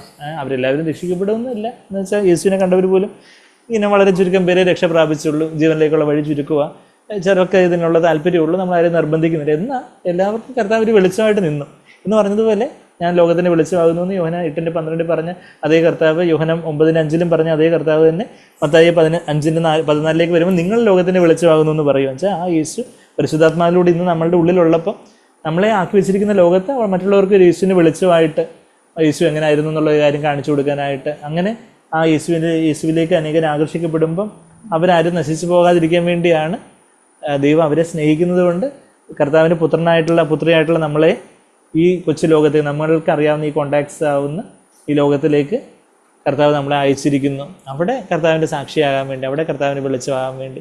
അപ്പോൾ അതാണ് നമ്മുടെ യോഹന്നാൻ 17:18 ഭാഗത്ത്, നീ എന്നെ ലോകത്തിൽ അയച്ചതുപോലെ ഞാൻ അവരെ ലോകത്തിലേക്ക് അയച്ചിരിക്കുന്നു എന്നുള്ളൊരു കാര്യം. അതും നമ്മുടെ ഹൃദയത്തെ അധികം വെല്ലുവിളിക്കുമാറാകട്ടെ. നമ്മളിപ്പം 4-5 കാര്യങ്ങളാണ് മെയിനായിട്ട് നമ്മൾ ചിന്തിച്ച്. എന്താ? ആദ്യം നമ്മൾ യേശുവിൻ്റെ പ്രാർത്ഥന, ഭൗതികമായിട്ടുള്ള കാര്യങ്ങൾക്ക് വേണ്ടിയുള്ള എല്ലാ ആത്മീയമായിട്ടുള്ള സൂക്ഷിക്കുന്നതിനെക്കുറിച്ചുള്ള കാര്യങ്ങളെക്കുറിച്ചൊക്കെ ഉള്ള പ്രാർത്ഥനയാണെന്നുള്ള കാര്യം കണ്ടു. ലോകത്തിലുള്ളവർ ഭൂമിയിലുള്ള കാര്യങ്ങൾ സംസാരിക്കുന്നു, ഭൂമിയിൽ എന്നുള്ള കാര്യം, സ്വർഗത്തിൽ നിന്നുള്ളൊരു സ്വർഗീയമായിട്ടുള്ള കാര്യം. അപ്പോൾ ആ ഒരു പ്രോസ്പെരിറ്റി ഗോസ്പലും കാര്യങ്ങളും ഒക്കെ അല്ല യഥാർത്ഥത്തിലുള്ള ഗോസ്പൽ എന്നുള്ള കാര്യമൊക്കെ നമ്മൾ കണ്ടു. പിന്നെന്താ നമ്മൾ കണ്ടേ? പിന്നെ നമ്മൾ കർത്താവ് ഈ വചനങ്ങളൊക്കെ നമ്മളോട് സംസാരിക്കുന്നത് നമ്മളുടെ സന്തോഷം പൂർണ്ണമാകാൻ വേണ്ടിയാന്നുള്ള കാര്യം കണ്ടു. പിന്നെ ലോകത്തിലെ ഉപദ്രവമൊന്നും ഇല്ലാതിരിക്കാൻ വേണ്ടിയല്ല, മറിച്ച് ലോകത്തിലെ പാപത്തിൽ നിന്ന് കാക്കപ്പെടാനായിട്ട് കർത്താവ് പ്രാർത്ഥിക്കുന്നതെന്നുള്ള കാര്യം കണ്ടു. നമ്മൾ ലോകത്തിൻ്റേതല്ല, പരിശുദ്ധാത്മാവിനാൽ നമ്മൾ വീണ്ടും ജനിച്ചപ്പോൾ നമ്മൾ സ്വർഗത്തിൽ നിന്ന് വന്നിട്ടുള്ളവരാണ്. നമ്മൾ യേശു ലൗകികനല്ലാത്തതുപോലെ നമ്മൾ ലോകത്തിൻ്റേതല്ല എന്നുള്ള കാര്യം കണ്ടു.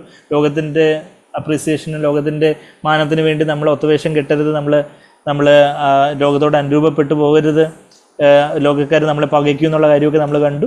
പിന്നെ നമ്മൾ കണ്ട എന്താ? വചനത്താലാണ് നമ്മൾ വിശുദ്ധീകരിക്കപ്പെടുന്നത്, കർത്താവിൻ്റെ രക്തത്താൽ നമ്മളുടെ കുറ്റബോധം ഗിൽറ്റ് കഴുകപ്പെടുന്നു. കുറ്റബോധം യേശുവിൻ്റെ രക്തത്താൽ കഴുകപ്പെടുന്നു എന്ന ആ പാപത്തിൻ്റെ ശക്തിയിൽ നിന്ന്, പാപങ്ങളിൽ നിന്ന് നമ്മളെ വിശുദ്ധീകരിക്കുന്ന, ഈ ലോകത്തിൻ്റെ വ്യവസ്ഥയിൽ നിന്നും എല്ലാം നമ്മൾ വിശുദ്ധീകരിക്കുന്ന ദൈവത്തിൻ്റെ വചനത്തെക്കുറിച്ചും, ആ വചനം എത്ര അധികം നമ്മൾ ഇമ്പോർട്ടൻസ് കൊടുക്കണം, വചനം എല്ലാ ദിവസവും നമ്മൾ ധ്യാനിക്കുകയും വചനം നമ്മൾക്ക് മനസ്സിലാക്കാൻ ഒക്കുന്ന റിസോഴ്സസ് നമ്മൾ ഉപയോഗിക്കുകയൊക്കെ ചെയ്യണം എന്നുള്ള കാര്യം കണ്ടു. പിന്നെ നമ്മളിപ്പം 18-ാമത്തെ വാക്യത്തിൽ ഇപ്പോൾ എന്താ കണ്ടേ? യേശു നമ്മളെ അയച്ചിരിക്കുകയാണ്. ഇനി നമ്മൾ തിരിച്ച് കരുനാഗപ്പള്ളിയിലോട്ടോ രാമപുരത്തേക്കോ നമ്മൾ ഏവൂരിലേക്കോ എവിടെയൊക്കെയാണെന്ന് വെച്ചാൽ നമ്മുടെ വീടുകളിലേക്ക് നമ്മൾ തിരിച്ചു പോകുമ്പോൾ അവിടെ ദൈവം നമ്മളെ വെളിച്ചമാകാൻ വേണ്ടി നമ്മളെ അയച്ചിരിക്കുക. യേശുവിനെ പിതാവ് അയച്ചതുപോലെ തന്നെ യേശു നമ്മളെ അയച്ചിരിക്കുകയാണ്. അത്ര വലിയൊരു മാന്യതയോടുകൂടി, അത്ര വലിയൊരു ഗൗരവത്തോടുകൂടി, അത്ര വലിയൊരു പൊസിഷന്, ഒരു റെസ്പോൺസ്, ഉത്തരവാദിത്തത്തോടെ കർത്താവ് നമ്മളെ അയച്ചിരിക്കുക. അപ്പോൾ അത് നമ്മൾ എത്രയധികം നമ്മളുടെ ആ കൊച്ചു ലോകത്ത് കർത്താവിനെ വെളിച്ചമായിട്ടായി തീരണം, കർത്താവിനെ കാണാൻ സാധിക്കണം, കേൾക്കാൻ സാധിക്കണം. നമ്മുടെ വീട്ടിൽ തന്നെ, നമ്മുടെ അയൽവക്കത്താവട്ടെ, നമ്മൾ ഇടപെടുന്ന ആൾക്കാരുടെ ഇടയിലാവട്ടെ, അവിടെയൊക്കെ കർത്താവിൻ്റെ വെളിച്ചമാകുവാൻ കർത്താവ് നമ്മളെ അയച്ചിരിക്കുക എന്നുള്ള വലിയൊരു ഉത്തരവാദിത്ത ബോധം, നമുക്ക് എത്ര വലിയൊരു ആശ്വാസം, നമുക്ക് എത്ര വലിയൊരു മാന്യത, നമ്മൾ എത്ര വിലപ്പെട്ടവരാണെന്നുള്ളൊരു കാര്യം അത് നമ്മളെ കാണിക്കുന്നു. അതൊക്കെ നമ്മുടെ ഹൃദയത്തെ തുടർന്ന് ഉത്സാഹിപ്പിക്കട്ടെ. പല വചനങ്ങളിലൂടെ ദൈവം നമ്മളെ ശുദ്ധീകരിക്കുന്ന കാര്യമൊക്കെ നമ്മൾ ചിന്തിച്ചു. ഇങ്ങനെയുള്ള ഒരു ജീവിതം, വചനത്താൽ ശുദ്ധീകരിക്കപ്പെടുന്ന കർത്താവിനെ പോലെ ആയിത്തീരുന്നൊരു ജീവിതം, എങ്ങനെയുള്ള ജീവിതം, അത് നമ്മൾ പാട്ടിൽ നമ്മൾ പാടുന്ന ഗീതം ജയ ജയ ഗീതം പാടുവിൻ സോദരരി, നമ്മൾ യേശുനാഥൻ ജീവിക്കുന്നതിനാൽ ജയഗീതം പാടിയിടുവിൻ. കർത്താവ് മരണത്തെ ജയിച്ച് ഉയർത്തെഴുന്നേറ്റവനായ കർത്താവ് പാപവും ശാപവും സകലവും തീർപ്പാനായിട്ട് ഈ ഭൂമിയിൽ നരനായിട്ട്, മനുഷ്യനായിട്ട് അവതരിച്ച് ദൈവകോപത്തിൽ വെന്തിരിഞ്ഞവനായിട്ടുള്ള ആ രക്ഷകൻ ഇന്നും ജീവിക്കുന്നു. ആ കർത്താവ് എവിടെ ജീവിക്കുന്നത്? കർത്താവ് സ്വർഗത്തിൽ, സർവോന്നതങ്ങളിൽ ജീവിക്കുന്നു. പരിശുദ്ധാത്മാവിൻ്റെ സാന്നിധ്യത്താൽ കർത്താവ് എന്നിലും ജീവിക്കുന്നു. അപ്പോൾ അങ്ങനെ ഞാനും ഇന്ന് ജയഗീതം എനിക്ക് പാടാനൊക്കും. ഉലക മഹാന്മാരൊക്കെ കല്ലറിൽ ഉറങ്ങുക, വലിയ വലിയ ചക്രവർത്തികളും വലിയ വലിയ മഹാരഥന്മാരും ഒക്കെ അവരെല്ലാം അവരുടെ കല്ലറയെല്ലാം അടഞ്ഞു കിടക്കുക. എന്നാൽ എൻ്റെ കർത്താവ് ഉയരത്തിൽ വാണിടുന്നു. അതുകൊണ്ട് ആത്മനാഥം ജീവിക്കുമ്പോൾ എനിക്ക് അലസത പാടില്ല. ഞാൻ കർത്താവിനെ അയച്ചിരിക്കുവാണ് ഇവിടെ. വാതിലുകളെ നിങ്ങൾ തലകളെ ഉയർത്തുവിൻ. നമ്മൾ 24-ാം സങ്കീർത്തനത്തിലെ വാക്യങ്ങൾ, രാജരാജൻ വരുമ്പം വാതിൽ പോലും അതിൻ്റെ തലകളെ ഉയർത്തുവിൻ. വരുന്നതാ ജയരാജൻ, നിങ്ങളെ ഉണർന്നിരിപ്പിൻ കഥകളെ, സ്ത്രീ യേശുവിനെ സ്വീകരിപ്പാൻ. അങ്ങനെയുള്ള ഒരു വലിയ കർത്താവിൻ്റെ മക്കളായിട്ട് ദൈവം നമ്മളെ ഓരോരുത്തരടുത്ത് അയക്കുമ്പോഴും ആ ഒരു ജയോത്സവത്തിലാണ് നമ്മൾ പോകുന്നത്. സ്വർഗത്തിലും ഭൂമിയിലുള്ള സകല അധികാരവും നമുക്ക് നൽകപ്പെട്ടിരിക്കുന്നു എന്നാണ് നമ്മൾ മത്തായി 28-ാമത്തെ വാക്യത്തിൽ വായിക്കുന്നത്. ആ അധികാരത്തോടുകൂടി നിങ്ങൾ പോവുക, എല്ലാവരെയും ശിഷ്യന്മാരാക്കിക്കൊള്ളുവിനാണ് അവിടെ നമ്മൾ തുടർന്ന് 19-20 വാക്യങ്ങളിൽ വായിക്കുന്നത്. അപ്പം ആ ഒരു കർത്താവിൻ്റെ ജയോത്സവമായിട്ട്, കർത്താവിൻ്റെ സ്ഥാനപതികളായിട്ട് നമ്മളെ ആക്കി വെച്ചിരിക്കുന്ന ഇടങ്ങളിലെ ജയോത്സവമായിട്ട് കർത്താവിൻ്റെ വെളിച്ചമായി തീരും. കർത്താവിൻ്റെ ഈ ഭൂമിയുടെ ഉപ്പായിട്ട്, ലോകത്തിൻ്റെ വെളിച്ചമായിട്ട് കർത്താവിനെ ആക്കി വെക്കും. ഒരു ജയത്തിൻ്റെ ഒരു ജീവിതത്തിലേക്ക് കർത്താവിനെ നയിക്കും. പരാതിയും വെറുവെറുപ്പും പാപവും അശുദ്ധിയും കയ്പും നീരസവും നികളവും സ്വാർത്ഥതയൊക്കെ അതിനെല്ലാം ജയിച്ചുള്ള ഒരു ജീവിതത്തിലേക്ക് കർത്താവിനെ നയിക്കും എന്നുള്ള ഒരു വിശ്വാസത്തോടെ, സന്തോഷത്തോടെ നമുക്ക് ആ ജയഗീതം ഒരുമിച്ച് നമുക്ക് പാടാം.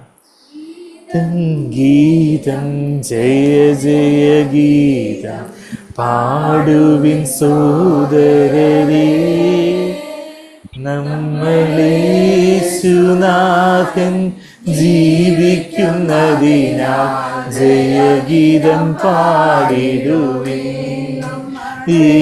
യേശുനാഥൻ ജീവിക്കുന്നതിനാൽ ജയഗീതം പാടിടുവിൻ. ശാപം സകലവും തീർപ്പാൻ അവതരിച്ചിഹി നരനാ. ശാപം സകലവും തീർപ്പാൻ അവതരിച്ചിഹി നരനാ. കോപത്തിൽ വെന്തെരിഞ്ഞവനാ രക്ഷകൻ ജീവിക്കുന്നു. കോപത്തിൽ വെന്തെരിഞ്ഞവനാ രക്ഷകൻ ജീവിക്കുന്നു. മഹാന്മാർ അഖിലവും ഒരു ഉറങ്ങുന്നു കല്ലറയിൽ. സ്വർഗമഹാന്മാരഖിലരുമൊരു ഉറങ്ങുന്നു കല്ലറയിൽ. ലിന്നതനേശു മഹേശ്വരൻ മാത്രം ഉയരത്തിൽ വാണിടുന്നു. ഉന്നതനേശു മഹേശ്വരൻ മാത്രം ഉയരത്തിൽ വാണിടുന്നു. കലുഷതയകറ്റി കണ്ണുനീർ തുടപ്പി ഉത്സുകരായിരിപ്പിൻ. കലുഷതയകറ്റി കണ്ണുനീർ തുടപ്പി ഉത്സുകരായിരിപ്പിൻ. ആത്മനാഥൻ ജീവിക്കവേ അലസത ശരിയാമോ. ആത്മനാഥൻ ജീവിക്കവേ അലസത ശരിയാമോ. വാതിൽകളെ നിങ്ങൾ കലകളെ ഉയർത്തി വരുന്നിത ജയരാജൻ. വാതിൽകളെ നിങ്ങൾ കലകളെ ഉയർത്തി വരുന്നിത ജയരാജൻ. ഉയർന്നിരിപ്പിൽ കതകുകളെ യേശുവെ സ്വീകരിപ്പാൻ. ഉയർന്നിരിപ്പിൽ കതകുകളെ യേശുവെ സ്വീകരിപ്പാൻ. ഗീതം ഗീതം ജയ ജയ ഗീതം പാടുവിൻ സോദരരേ. ഗീതം ഗീതം ജയ ജയ ഗീതം പാടുവിൻ സോദരരേ. യേശുനാഥൻ ജീവിക്കുന്നതിനാ ജയഗീതം പാടിടുവിൻ. നമ്മൾ യേശുനാഥൻ ജീവിക്കുന്നതിനാ ജയഗീതം പാടിടുവിൻ. ജയഗീതം പാടുവാനായിട്ട് ജയോത്സവമായിട്ട് നമ്മളെ വിളിച്ചിരിക്കുക. കർത്താവിൻ്റെ സൗരഭ്യവാസനയായിട്ട് ജയോത്സവമായിട്ട് പാപത്തിനെതിരെ, ലോകത്തിനെതിരെ, സാത്താനെതിരെ, നമ്മുടെ ജഡത്തിനെതിരെ എല്ലാം ജയിച്ച് ജയോത്സവമായിട്ട് കർത്താവിൻ്റെ സാക്ഷികളായിട്ട്, കർത്താവിൻ്റെ സ്ഥാനപതികളായിട്ട്. ഈ ലോകത്തിൻ്റെ വലിയ വലിയ രാജ്യങ്ങളുടെ സ്ഥാനപതികൾ അവർ ഓരോരുത്തരടുത്ത് എയർപോർട്ടിൽ വന്ന് ഇറങ്ങുമ്പോൾ, അല്ലെങ്കിൽ അവർ പല സ്ഥലങ്ങളിൽ ചെല്ലുമ്പോൾ എത്ര വലിയ പോലീസിൻ്റെ സല്യൂട്ടും സന്നാഹവും പ്രൊട്ടക്ഷനും അതുപോലെയൊക്കെയുള്ള എത്ര വലിയ വലിയ കാര്യങ്ങളാണ് അവർക്ക് വേണ്ടി ഒരുക്കിയിരിക്കുന്നത്. അവർക്ക് വേണ്ടി അതിൻ്റേതായ പല സൗകര്യങ്ങളും, അവർ എവിടെ താമസിക്കണം, ഇതിലേക്കൂടെ യാത്ര ചെയ്യണം. അപ്പോൾ ബാക്കി റോഡുകളൊക്കെ ബ്ലോക്ക് ചെയ്ത് അവർക്ക് വേണ്ടി അതെല്ലാം തുറന്നിടുന്നത് പോലെ, ആ റോഡുകളൊക്കെ തുറന്നിടുന്നത് പോലെ എത്ര വലിയ കാര്യങ്ങളാണ് ലോകത്തിൻ്റെ സ്ഥാനപതികൾക്ക് ലഭിക്കുന്നതെങ്കിൽ സ്വർഗത്തിൻ്റെ സ്ഥാനപതികളായിട്ടുള്ള നമുക്ക് ഓരോരുത്തർക്കും കർത്താവ് മുമ്പേ എല്ലാം ഒരുക്കി വെച്ചിട്ടുണ്ട്. കർത്താവ് ശരിയാണ്, നമ്മുടെ ലോകത്തിൽ നിന്നെയും അവജ്ഞയും അപമാനവും കഷ്ടങ്ങളും എല്ലാം ഉണ്ട്. എന്നാൽ അതിൻ്റെയൊക്കെ മധ്യത്തിൽ നമുക്ക് വേണ്ടി എല്ലാം കരുതുന്ന യഹോവ ജൈറയായിട്ടുള്ള യഹോവ ഈരയും, അവിടെ നമുക്ക് വേണ്ടി കരുതുന്നവനായിട്ടുള്ളൊരു കർത്താവ്, നമുക്ക് വേണ്ടി ഓരോ കാര്യങ്ങളെയും ഒരുക്കുന്നൊരു കർത്താവ്. നമ്മൾ ഏതെല്ലാം സാഹചര്യങ്ങളിലൂടെ കടന്നു പോകണം, ഏതെല്ലാം വ്യക്തികളുമായിട്ടുള്ള ഇടപെടണം, എങ്ങനെയെല്ലാം ആയിരിക്കും നമ്മളുടെ ജീവിതത്തിൽ ഓരോ ചെറുതും വലുതുമായിട്ടുള്ള കാര്യങ്ങളെല്ലാം കർത്താവ് എല്ലാം പ്ലാൻ ചെയ്ത് യേശുവിനെ പിതാവ് ഈ ലോകത്തിലേക്ക് അയക്കുമ്പോൾ പിതാവ് വെറുതെ അങ്ങ് അയക്കുമായിരുന്നില്ല. ഓരോ കാര്യം എല്ലാത്തിനും വ്യക്തമായിട്ടുള്ളൊരു പ്ലാൻ ഉണ്ടായിരുന്നു. കർത്താവ് എവിടെ പിറക്കണം, ആ പ്രവചനങ്ങൾ നിവൃത്തിയായിട്ട് ബത്ലഹേമിൽ തന്നെ പിറക്കണം. ബത്ലഹേമിൽ തന്നെ മിഖായുടെ പ്രവചനത്തിൻ്റെ ആ നിവൃത്തിയായിട്ട് മിഖ 5:2 പറയുന്നത് പോലെ അത് ബത്ലഹേമിൽ പിറക്കണം.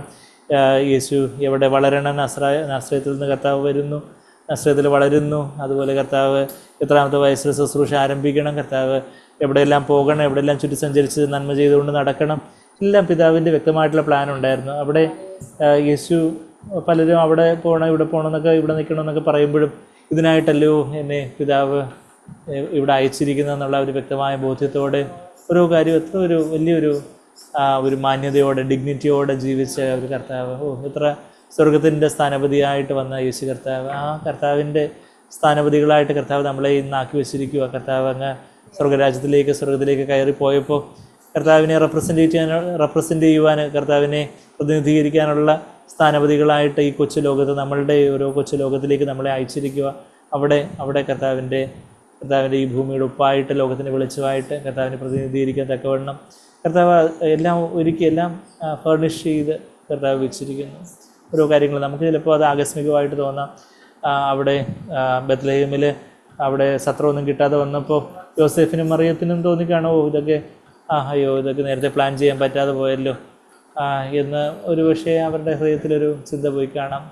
എന്നാൽ എല്ലാം ദൈവം എല്ലാം മുന്നമേ എല്ലാം പ്ലാൻ ചെയ്ത്, ഏത് കാലിത്തൊഴുത്തിൽ ജനിക്കണം എന്നുള്ളത് വരെയും പ്ലാൻ ചെയ്ത്, എവിടേക്കുള്ള ഇടയന്മാർ വന്ന് ചേരണം, എവിടേക്ക് കർത്താവ് പിന്നീട് ഭവനത്തിലേക്ക് മാറുമ്പം ജ്ഞാനികളെ എവിടെ വന്ന് അവരെ കാണും എന്നുള്ള കാര്യം എല്ലാം ദൈവത്തിൻ്റെ മുൻനിർണയ പ്രകാരം യേശുവിൻ്റെ ജീവിതം വെൽ പ്ലാൻഡായിട്ട്, വെൽ ചാർട്ടഡ് ഔട്ടായിരുന്നു. അതുപോലെ നമ്മളുടെ ജീവിതവും നമ്മളുടെ ജീവിതത്തിൽ ഓരോ ദിവസം ഉണ്ടായിരിക്കുന്നതിന് മുമ്പേ അതെല്ലാം അവിടുത്തെ പുസ്തകത്തിൽ എഴുതപ്പെട്ടിരിക്കുന്നുവെന്ന് സങ്കീർത്തനം 139 15-16 വാക്യങ്ങളിൽ നമ്മൾ വായിക്കുന്നത് പോലെ എത്ര സുരക്ഷിതമായിട്ടുള്ള, എത്ര ഭദ്രമായിട്ടുള്ളൊരു ജീവിതം, ഭക്തരുടെ ജീവിതം പോലെ എത്ര ഭദ്രമായിട്ടുള്ളൊരു ജീവിതം, എത്ര സ്വർഗീയ ഭണ്ഡാരത്തെ സ്വന്തമായിട്ട് കണ്ട് ജീവിതം ചെയ്യുന്ന ഒരു ഭദ്രമായിട്ടുള്ളൊരു ജീവിതം, എത്ര വലിയ സുരക്ഷിതമായിട്ടുള്ള ഭദ്രമായിട്ടുള്ളൊരു ജീവിതം വേറെ ആർക്കുണ്ട്? എത്ര വലിയ കോടീശ്വരന്മാരും അവർ ഉറക്കമില്ലാതെ പല കാര്യങ്ങളെ ടെൻഷൻ അടിക്കുമ്പോൾ കർത്താവിൻ്റെ മക്കൾ ഈ സ്വർഗരാജ്യത്തിൻ്റെ സ്ഥാനപതികളായിട്ടുള്ള ദൈവം നമ്മളെ ഇവിടെ ആക്കി വെച്ചിരിക്കുന്നിടത്ത് വലിയ സ്വസ്ഥതയോടെ, സുരക്ഷിത ബോധത്തോടെ, ജയഗീതം പാടിക്കൊണ്ട്,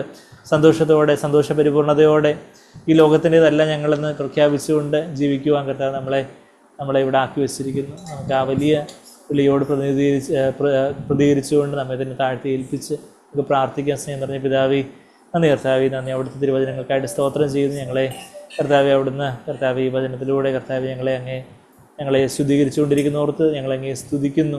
കർത്താവേ നന്ദി, കർത്താവേ നന്ദി. കർത്താവേ ഞങ്ങൾ ഈ ലോകത്തിൻ്റേതല്ലല്ലോ, അവിടുന്ന് ലോകത്തിൻ്റേതല്ലാത്തതുപോലെ തന്നെ ഞങ്ങൾ ഈ ലോകത്തിൻ്റേതല്ലല്ലോ കർത്താവേ. കർത്താവ് അതുപോലെ ജീവിക്കുവാൻ ഞങ്ങളെ സഹായിക്കണമെന്ന് പ്രാർത്ഥിക്കുന്നു. ലോകത്തിൻ്റെ പൊടി കേൾക്കാതെ കർത്താവെ ജീവിക്കുവാൻ ഞങ്ങളെ സഹായിക്കണമെന്ന് പ്രാർത്ഥിക്കുന്നു. കർത്താവ് ഞങ്ങളെ തന്നെ സമർപ്പിക്കുന്നു, താഴ്ത്തി ഏൽപ്പിക്കുന്നു. അവിടുത്തെ ആത്മാവിനാൽ ഞങ്ങളെ നിറയ്ക്കണം കർത്താവെ. അവിടുത്തെ വെളിച്ചം, അവിടുത്തെ ജീവൻ കർത്താവെ ആണല്ലോ മറ്റുള്ളവർക്ക് വെളിച്ചമായി തീരുന്നത്. ആ ജീവൻ്റെ വെളിച്ചം ഞങ്ങളുടെ ഉള്ളിൽ അധികം അവിടുത്തെ പരിശുദ്ധാത്മാവിലൂടെ പകരണമെന്ന് പ്രാർത്ഥിക്കുന്നു. അതിനായിട്ട് ഞങ്ങളുടെ സ്വയജീവനെ, സ്വന്തം ഇഷ്ടങ്ങളെയെല്ലാം ഞങ്ങൾ മരണത്തിന് ഏൽപ്പിക്കുന്നു. അവിടുത്തെ ആത്മാവിനാൽ ഞങ്ങളെ നിറയ്ക്കണം കർത്താവെ. ഞങ്ങളെ കേട്ടതുപോലെ പ്രബോധനം കേട്ട് ബുദ്ധിമാന്മാരായിരിക്കും, അതിനെ തുച്ഛീകരിക്കരുതെന്ന് സദൃശവാക്യം 8:33 പറയുന്ന പോലെ കർത്താവെ ഞങ്ങളെ കൂടുതൽ ജ്ഞാനം പ്രാപിക്കുവാൻ, അവിടുത്തെ വചനത്തിൻ്റെ പ്രബോധനങ്ങൾ ഏറ്റെടുക്കുവാൻ ഞങ്ങളെ അങ്ങ് സഹായിക്കണമെന്ന് പ്രാർത്ഥിക്കുന്നു. ആ വചനം കണ്ടെത്തി ഭക്ഷിക്കുവാൻ ഞങ്ങളെ സഹായിക്കണമേ. വചനത്തെ വിലമതിക്കുവാൻ ഞങ്ങളെ സഹായിക്കണമേ കർത്താവേ. നന്ദി കർത്താവേ നന്ദി. ഇത്രത്തോളം ഞങ്ങളെ വഴി നടത്തിയല്ലോ, ഇത്രത്തോളം ഞങ്ങളെ കർത്താവേ അവിടുന്ന് ഞങ്ങളെ കൂടെ കർത്താവെ ഞങ്ങളെ കൈപിടിച്ച് നടത്തിയതിനായിട്ട് ഞങ്ങളെങ്ങനെ സ്തുതിക്കുന്നു. കർത്താവെ ഉപ്പ് കാരമില്ലാതെ പോയി അത് മറ്റുള്ളവർ ചവിട്ടിത്തേക്കാൻ ഇടയാറുതെന്ന് ഞങ്ങൾ പ്രാർത്ഥിക്കുന്നു. ആ ശിഷ്യത്വത്തിൻ്റെ ആ ജീവൻ്റെ ആ ഉപ്പ് കർത്താവെ, ആ പരിശുദ്ധാത്മാവ് നൽകുന്ന കൃപയുടെ അവിടുത്തെ ജീവൻ്റെ ആ ഉപ്പ് കർത്താവെ ഞങ്ങളിൽ നിറഞ്ഞു കവിയട്ടെ. അത് അനേകർക്ക് ഉപ്പുരസം വരുത്തുന്നതാകട്ടെ എന്ന് ഞങ്ങൾ പ്രാർത്ഥിക്കുന്നു. കർത്താവെ അവിടുന്ന് കർത്താവെ എല്ലാത്തിനെയും വിട്ടു പിരിയുന്ന ആ ഒരു ശിഷ്യനെ പോലെ കർത്താവെ, ആ ക്രൂശെടുക്കുന്ന ശിഷ്യനെ പോലെ, ബന്ധുക്കളെയും ബന്ധങ്ങളെയും എല്ലാത്തിലും ഉപരിയായിട്ട് കർത്താവിനെ സ്നേഹിക്കുന്ന ശിഷ്യനെ പോലെ കർത്താവെ അവിടത്തേക്കായിട്ട് അവിടുത്തെ വചനം പ്രകാരം ഞങ്ങളുടെ ഹൃദയങ്ങളെ, ആ വചനം ഞങ്ങളുടെ ഹൃദയത്തിൽ സംഗ്രഹിച്ച വചനപ്രകാരം ഞങ്ങളുടെ ജീവിതത്തെ ക്രമീകരിക്കുവാൻ ഞങ്ങൾ ഓരോരുത്തരും ഞങ്ങൾ സഹായിക്കണമെന്ന് പ്രാർത്ഥിക്കുന്നു. ഞങ്ങൾ ചെയ്യുന്നതെല്ലാം സാധിക്കുമെന്ന് അവിടുത്തെ വാഗ്ദത്തം ഉണ്ടല്ലോ കർത്താവേ. അവിടുത്തെ ലോകത്തെ വിട്ടുതിരിഞ്ഞ് ഞങ്ങൾ അവിടുത്തെ വചനത്തിൽ വേരൂന്നി പരിശുദ്ധാത്മാവിനാൽ നിറയപ്പെട്ട് ജീവിക്കുമ്പോൾ ഞങ്ങളിലൂടെ അവിടുന്ന് ചെയ്യുന്ന കാര്യങ്ങളിലെല്ലാം ഒരു അനുഗ്രഹം ഉണ്ടായിരിക്കുമല്ലോ.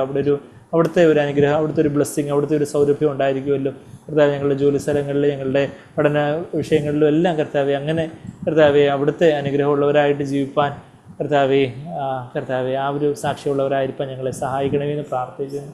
ഞങ്ങളെ തന്നെ താഴ്ത്തി ഏൽപ്പിക്കുന്നു കർത്താവേ. ഞങ്ങൾ എത്ര കുറവുള്ളവരാണ്, എന്നാൽ അവിടുത്തെ ആ സമ്പൂർണ്ണതയോട് കമ്പയർ ചെയ്യുമ്പോൾ ഞങ്ങൾ എത്ര കർത്താവേ പാപികളിൽ പ്രധാനിയാണ് കർത്താവേ. അവിടുന്ന് കരുണ തോന്നണമെന്ന് പ്രാർത്ഥിക്കുന്നു. ആ വചനപ്രകാരം അവിടുന്ന് പിതാവിനാൽ അയക്കപ്പെട്ട് ജീവിച്ചതുപോലെ ജീവിപ്പാൻ ഞങ്ങളെ സഹായിക്കണമേ എന്ന് പ്രാർത്ഥിക്കുന്നു.